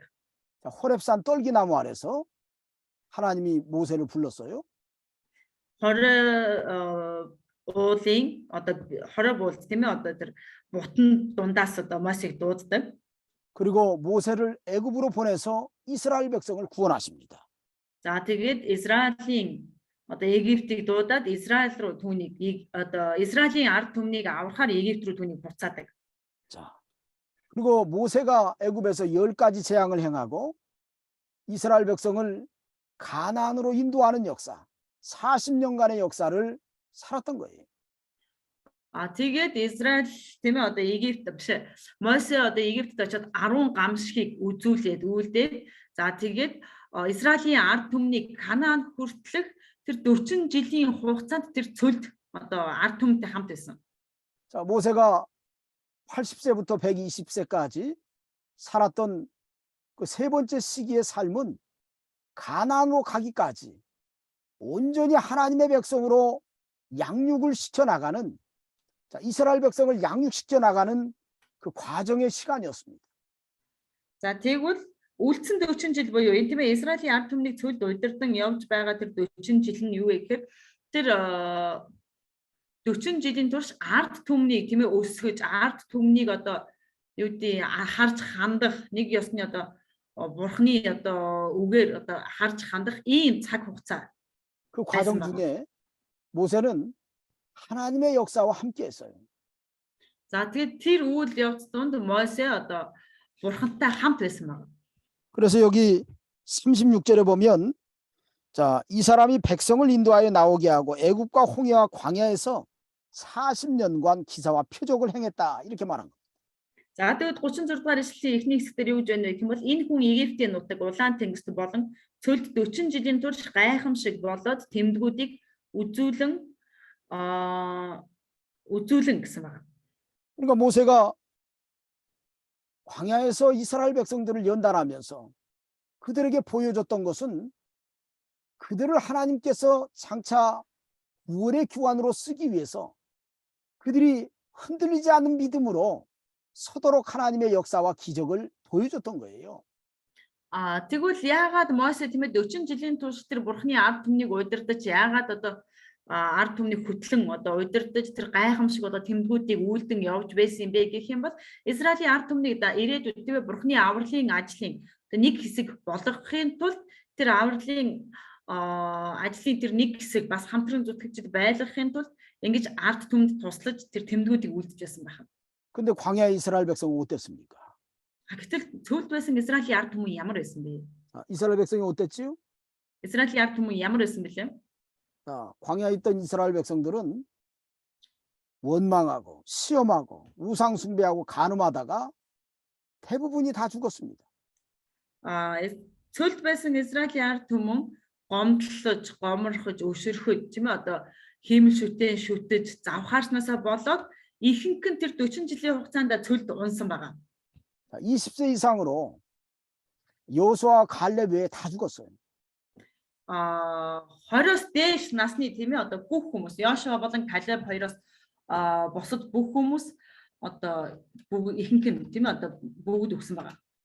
하나님의 역사를 보면서도 변화되지 않으면 그렇게 됩니다. Бурхны ажлыг харсан хэрнээ ингэж өөрчлөгдөхгүй бол ийм болдго юм аа. 자, 스데반이 여기에서도 하나 이야기를 합니다. За тэгээд Стефан гэсэн энэ ч бас ахаад үг хэлж байгаа. 자기를 정죄하는 유다 백성들에게 өөрийг нь одоо шүүж буруутгаж байгаа Юда ард түмэнд 너희가 하나님이 너희를 부르신 뜻을 깨닫지 못한다면 хэрвээ 너희도 та нар бурхан та нарыг дуудсан шалтгааныг ойлгохгүй байх юм бол 하나님의 심판 가운데 있다는 걸 경고하는 겁니다. та нар ч гэсэн бурханы тэр шүүлт донд байгаа шүү гэдгийг анхааруулж хэлж байгаа. 그리고 저 뒤에 가서 스데반이 책망할 때 목이 곧고 마음에 할례를 받지 못한 백성들아라고 책망했던 거예요. За тэгээд тэр дараа нь юу хэлж байна вэ гэх юм бол одоо юу гэдэг хүзүү хөшсөн. За тэгээд одоо хүч хөндүүлээгүй ийм зөрүүд ард түмэн гэж хэлсэн байгаа. 자, 그렇기 때문에 하나님이 이 모세를 통해서 이스라엘 백성을 광야에서 하나님의 백성으로 온전하게 만들어 나가는 그 과정의 역사가 모세의 삶이었어요. Мосегийн үйл явдал. Мосегийн амьдрал ерөөсөө амьдралын гол зорилго нь юу байсан бэ гэвэл Израилийн ард түмнийг бурхны авралын ажилд тийм ээ одоо бэлтгэхийн тулд цөлд тэднийг бэлдэх ажил бол түүний одоо зорилго байсан байна. 오늘 저와 여러분도 마찬가지입니다.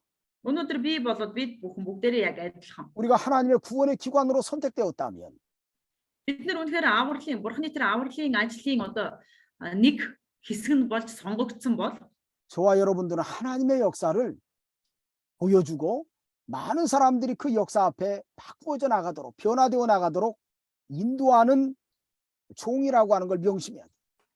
үнэхээр тэг сонгогдсон бол бид нар олон хүмүүсийг бурхны өмнө тийм ээ бурхны өмнө өөрчлөхөөр одоо сонгосон хүмүүс юм шүү гэдгээ ойлгох. 그래서 스데반이 유다 백성들에게 그것을 깨우치려고 했던 겁니다. Тийм учраас Стефан одоо Юдаын ард түмнийг одоо ард түмэнд үүнийг ойлгуулахыг хүссэн байна. 모세의 역할이 무엇인지, Мосегийн одоо хийсэн үр ажил нь юу байсан? 너희는 그 역할 가운데 있는 사람이라는 걸 얘기해 주는 거예요. Та нар бол тэр одоо Мосегийн хийсэн ажил донд одоо хамтан одоо байгаа харьяалагдж байгаа хүн шүү гэдгийг одоо ойлгуулах гэсэн байна. 우리도 이 말씀을 듣고 있으면서 우리의 역할이 무엇일까? Тэгвэл бид нар ч гэсэн энэ үгийг сонсож байна тийм ээ. Тэгвэл бидний үүрэг бас юу юм болоо? 또 다른 영혼을 하나님의 역사 앞에 세우고 변화되도록 인도하는 역사가 저와 여러분들의 목적입니다. 여러분들이 이 신학교를 하고 선택받은 목적이에요. За тэгвэл бид нар ч гэсэн та бүхэн ч гэсэн тэр өөр олон сүнснүүдийг бурхны өмнө удирдах тийм ээ тэр бурхны өмнө авчран ингэж өөрчлөгдөх үүргийг хийж гүйцэтгэх Бурхны сонгосон одоо ийм хүмүүс байх нэ. 이거 명심해야 됩니다. Үүнийг бид нар маш сайн анхаарах хэрэгтэй. 자, 우리 학생들이 제가 여기 몽골에 신학교 하는 목적도 이런 목적이에요. За тэгвэл манай оюутнуудын хувьд ч гэсэн тийм ээ би одоо Монгол Библийн сургууль одоо бий болгож одоо явж байгаа маань хүртэл энэ зорилгын төлөө энэ бүх зүйлийг хийж байгаа. 아직 자라나지 못한 이스라엘 백성들을 변화시키는 역사. Хараахан өсөж чадаагүй байгаа Израиль ард түмнийг өсгөж үржүүлэх гэх юм өөрчлөх одоо ажил. 그 중심에 저와 여러분이 있다는 걸 명심하시기 바랍니다. Энэ гол цөмд нь тийм ээ бий болоод бид бүхэн бүгдээрээ байгаа шүү гэдгийг одоо анхаарахыг хүсэж байна. 자, 우리 잠깐 쉬었다 하시자고. 한 5분만 쉬었다 하시자고요. За 5 минут ам. 자, 여기 38절에 보면 이런 말씀이 있어요. За 38 дахь эшлэл дээр харах юм бол ийм 시내산에서 말하던 그 천사가 우리 조상들과 함께 광야교에 있었고 또 살아있는 말씀을 받아 우리에게 주던 자가 이 사람이라 이런 말을 합니다.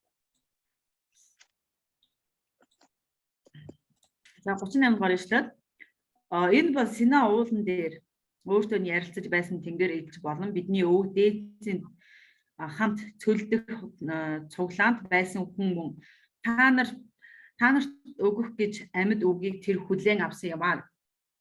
자, 이게 누구지요? 이 사람이 За энэ 모세입니다. хэнийг хэлээд байна? 자, 모세가 이스라엘 백성을 어찌 보면 시내산 앞까지 인도해서 자, 그곳에 올라가서 십계명을 받아가지고 이스라엘 백성들을 하나님 앞으로 인도하는 역사를 감당해 나갔죠. За мэдээж Сина уулын хүртэл Мосе удирдах яваад за Сина уулан дээр гараад Бурхны тэр тушаалыг тийм ээ одоо хүлээн аваад за тэгээд тэр тушаалын дагуу Бурхны ард түмнийг удирдах байсан хүн бол Мосе байгаа тийм ээ. 또 하나님이 모세를 통해서 살아있는 말씀을 이스라엘 백성들에게 선포했죠. Бурхан Мосегаар дамжуулан амьд үгийг Израилийн ард түмэнд тунхагласан байна. 모세오경을 통해서 나타나 있잖아요. За тэр нь Мосегийн одоо 5 номоор одоо ил болсон илэрхий болсон байдаг тийм ээ. 이 사람이라는 말은 중요한 메시지입니다. За тэгвэл энэ дээр харах юм бол энэ хүн гэсэн байгаа тийм ээ. 자, 너희들도 다 알고 있는 사람이다 그런 뜻이에요. За тэгвэл тэр хүн гэж хэлсэн. Тэр хүн гэдэг маань юу гэсэн үг юм бол та нар ч гэсэн та нарын ч бас таньдаг хүн гэсэн утгаар хэлсэн байгаа. 모세가 하나님의 구원자로서 어찌 보면 이스라엘 백성을 가나안 땅으로 인도하는 일에 약속의 백성으로 살아가는 일에 그리스도의 언약을 갖고 살아가는 일에 선택받은 사람이라는 것은 나도 알고 너도 알고 모든 사람들이 아는 거예요. За тэгвэл Мосе бол Бурханаар сонгогдсон тийм ээ одоо юу гэдэг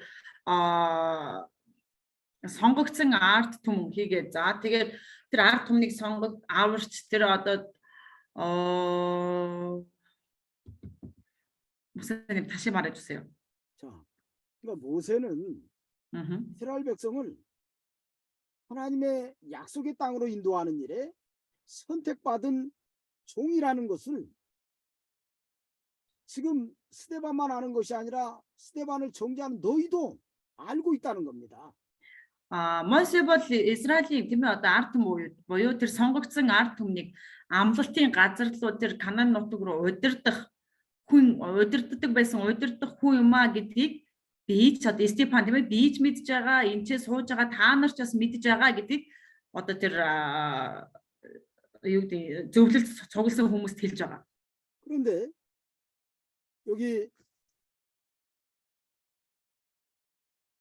그런데 여기 가만히 보면 여기 39절에 있는 말씀과 같이 우리 조상들이 모세에게 복종치 아니하고자 하여 거절하며 그 마음이 도리어 애굽으로 향했다 이런 말씀을 기록해 놨어요. Наадад 39-р ишлэлээр харах юм бол бидний өвгдээд түүнд дуулууртай захирахыг хүсээгүй агаад харин ч түүнийг үгүйсгэж зүрх сэтгэлээрээ Египт рүү буцаж иргсэн гэж хэлсэн байна. 이 모습은 지금 현재 스데반을 정죄하는 그 유대 백성들하고 똑같은 모습입니다. 이렇게 энэ байдал нь бол одоо тэр Израилийн ард түмнийг биш Стефаныг шүүж байгаа тэр зөвлөлд байгаа тэр хүмүүстэй яг адилхан дүр төрх байх. 스크린이 비슷한 모습입니다. 응? 스크린이 그림이 비슷한 모습이라고. За ерөнхийдөө одоо нийтлэг зураг нь харах юм бол ер нь адилхан зураг байх нэ.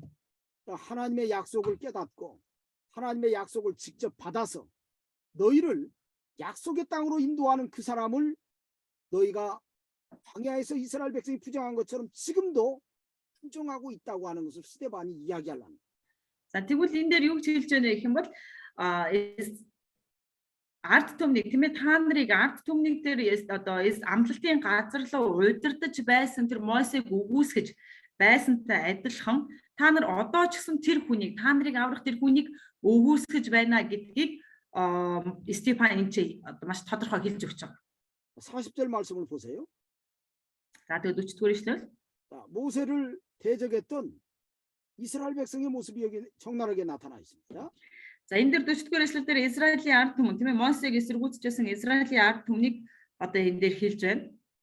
자, 모세가 시내산에 올라갔을 때 산 아래에 있는 백성들이 아론을 충동질해 가지고 우리를 인도할 신을 만들자 하면서 금송아지 우상을 만들었어요.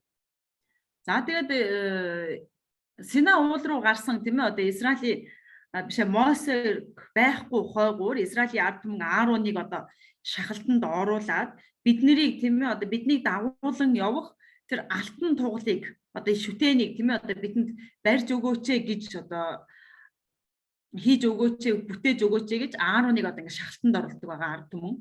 자, 이게 얼마나 어리석고 참 미련한 짓입니까? Энэ бол маш их одоо мунхаг гэхгүй тийм ээ одоо үнэхээр байж болохгүй одоо үйлдэл байгаа. 그들은 지금 애굽에서부터 시작해서 지금 광야에 있는 그 시간까지도 하나님의 역사를 눈으로 보고 있는 거예요, 지금. Ард түмний хувьд бол тийм ээ Египтэд болсон үйл явдлаас эхлээд өнөөдрийн тэр одоо цөлд байгаа энэ мөч хүртэл хэрхэн яаж явж ирснээ бүгдээрээ одоо өөрсдийн нүдээр харсан хүмүүс аа. 불기둥과 구름 기둥의 역사를 보고 있고요. Тэд нэр гал болоод үүлэн багныг хүртэл мэддэг. 만나의 역사를 보고 있는 겁니다. Маннагийн одоо маннаг ч гэсэн мэддэг. 또 반석에서 물이 나오는 역사를 보고 있는 거예요. Хаднаас хүртэл ус гарахыг тэд нар харсан. 또 하나님이 자신들과 함께하고 있는 것을 보고 있습니다. Бурхан өөрсдөдөө хамт байгаа гэдгийг ч хүртэл тэд нар өөрсдөө харсан байгаа. 그런데 어떻게 이런 짓을 할 수 있을까? Гэтэл яаж тийм ээ тэд нар ийм зүйл хийж болох юм бэ? 모세를 거역하면서 왜 이런 일을 했을까? Мосег эсэргүүцсэн байж тийм ээ тэд нар яагаад ийм зүйлийг хийсэн болоо? 예수님을 십자가에 못 박은 유다 백성들이 유대의 대제사장이나 서기관들이나 바리새인들이 바로 이 금송아지 만든 사람들하고 똑같은 모습을 갖고 있다는 것을 스데반은 깨우치는 겁니다. 지금.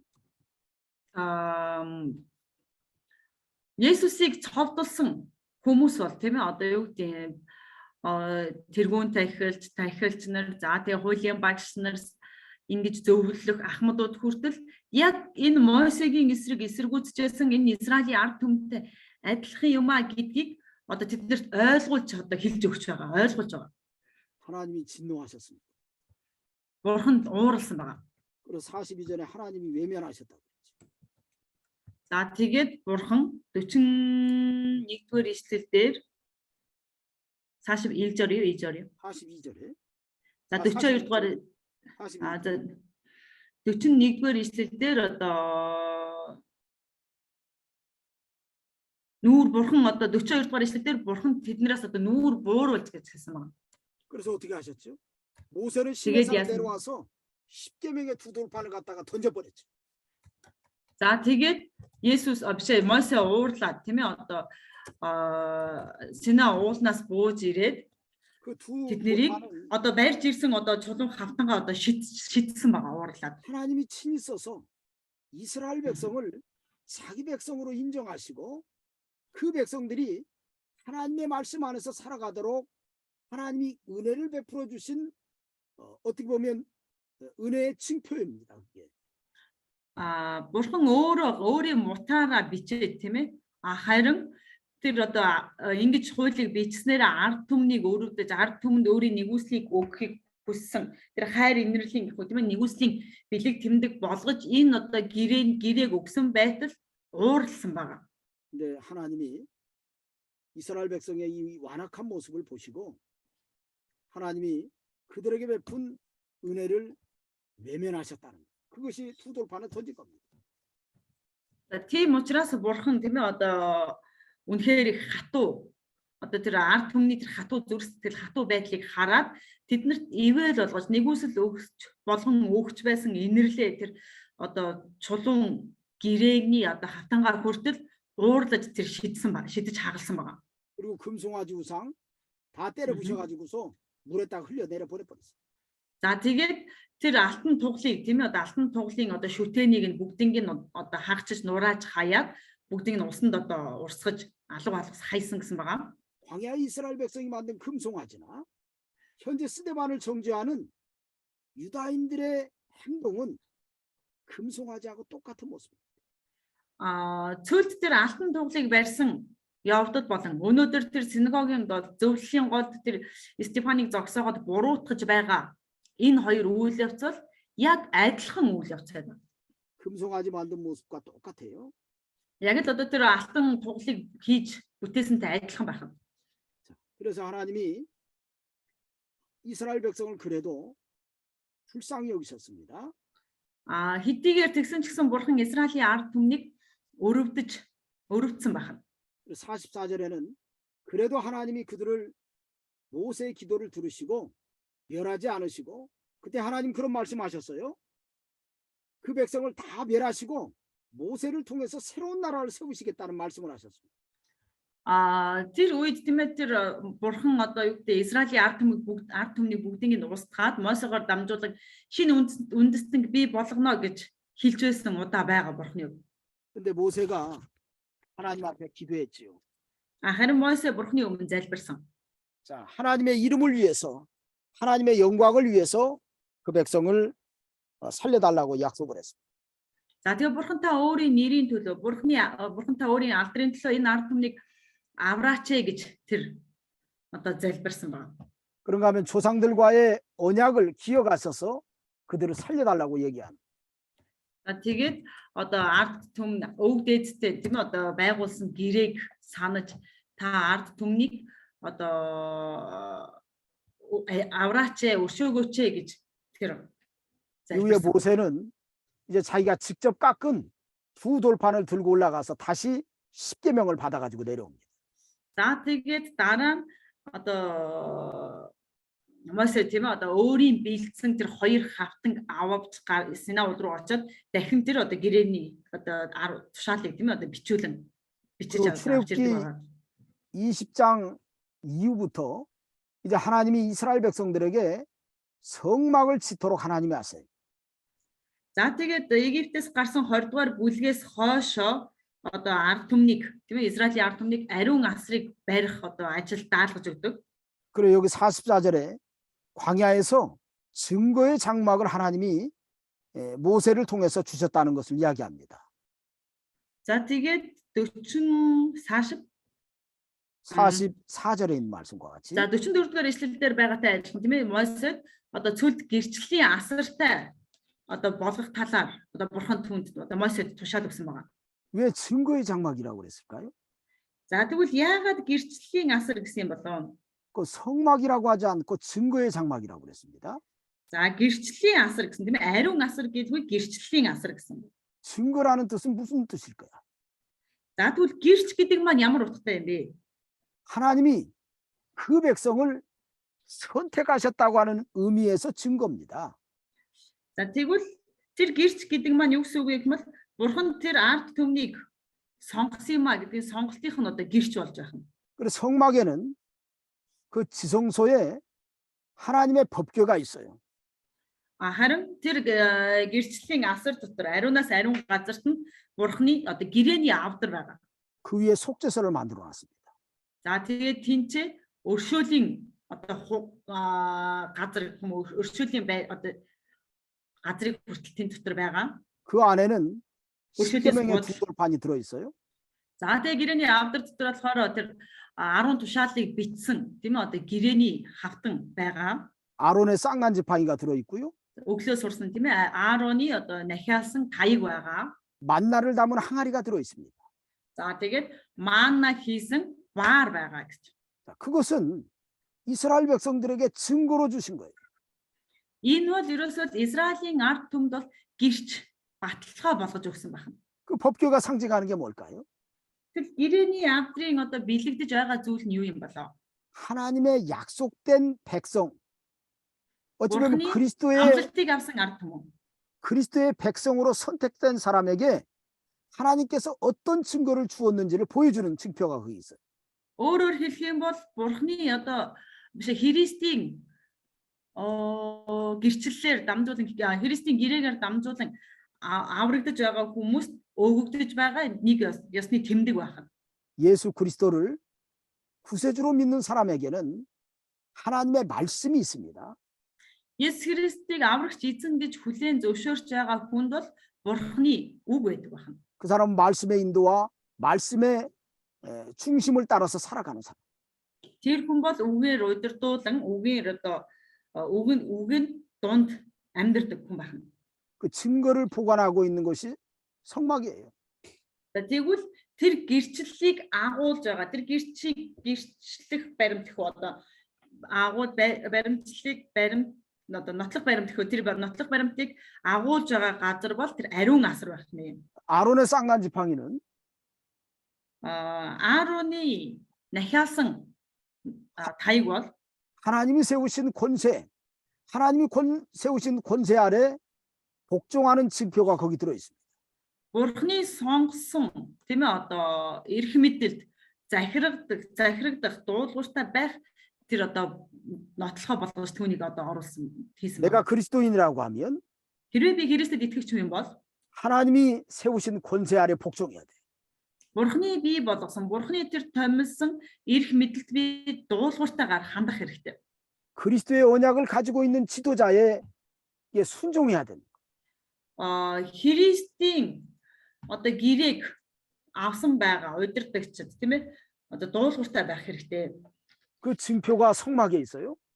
За тэгвэл түүний нотлох нь бол ариун асарт байна. 또 만나를 담은 항아리가 있습니다. За тэгээд маннаг хийсэн одоо ваар байгаа.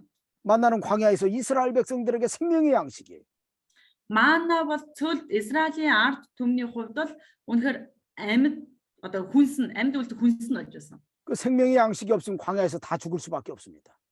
Амийн хүнс байхгүй бол тэд нар бүгдээрээ цөлд өгөхөөс өөр аргагүй. 그 양식은 요한복음 6장에 보니까 예수 그리스도로 상징합니다.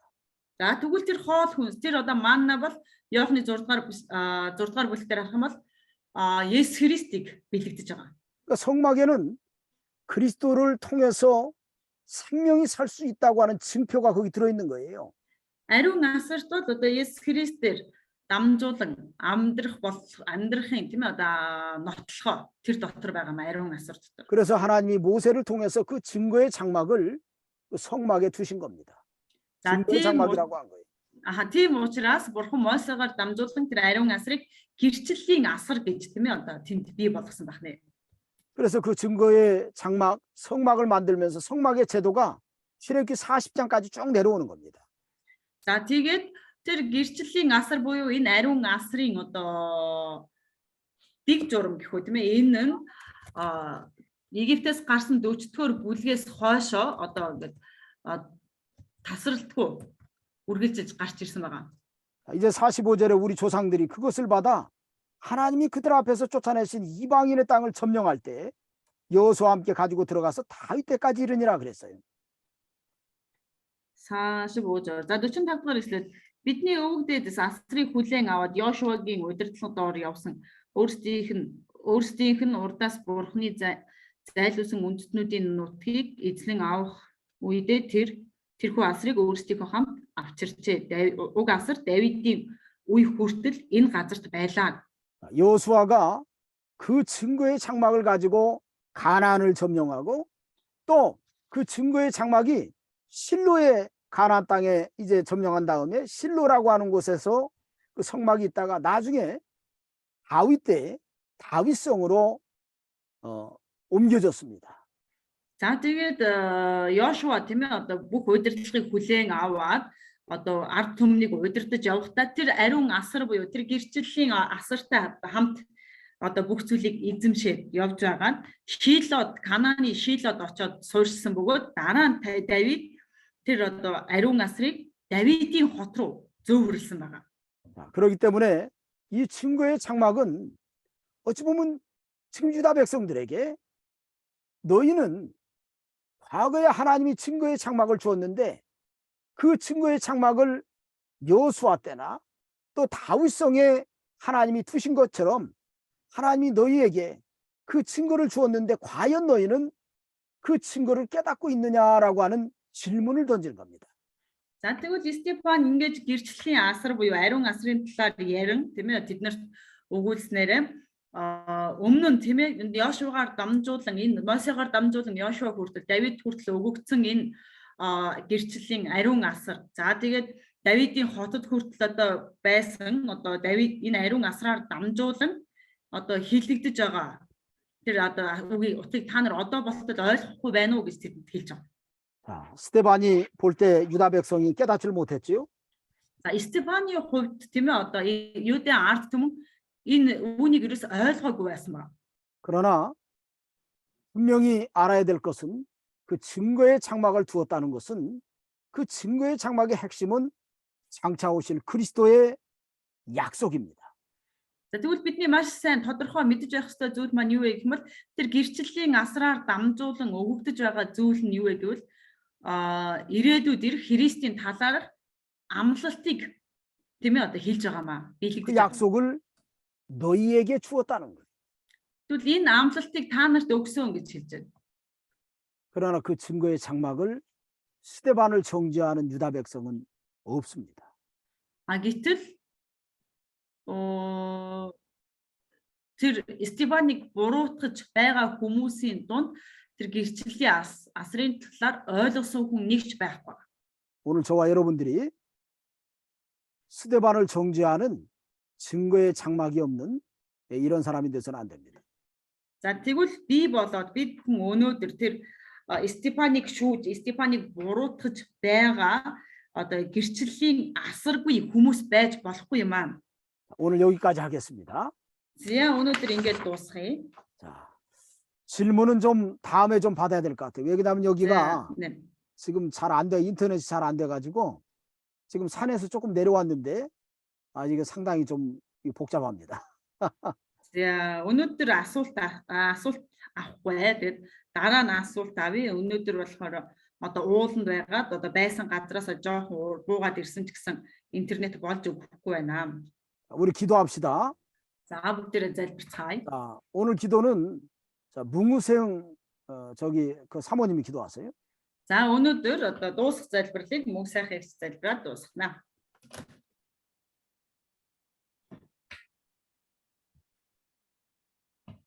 Ава энэ өдөр эзэн минь та бидэнд өөрийн үгийг зөвхт үннийг эзэн та бас илчлэн ойлгуулж эзэн минь улам илүү таны дотор таны үгээр босгогдож таны үнэн дотор зогсох хүч дотор эзэн та биднийг удирдах байгаад үнэхээр талархаж байна Авраама. Дараа өдрүүдэд ч гэсэн өгөгдөх үгийг бид зүрхэндээ үнэхээр хүлээн авч улам илүү эзний үнэхээр чин сэтгэлээсээ үйлчлсэн тийм үйлчлэгч нар болон босгогдоход та биднийг удирдах өгөөрэй Авраама. Бүх албанд хүн танд байх эзэн Есүсийн нэрээр даатхан буян залбирч байна. 아멘. 아멘. 자, 감사합니다. 네, 오늘 수고하셨어요. За өнөөдөр бүгдэнд нь баярлалаа. 목사님 수고 많았습니다. 예, 그래요. 또 내일 내가 산에서 내려와서 또 호스트 내가 또 넘겨줄 거예요. 네네. 오케이. 자, 네. 자, 그럼 여기서 자. 끊겠습니다. За ингээд дуусгая. баяртай. Баяртай. 맛있대. Оо нэг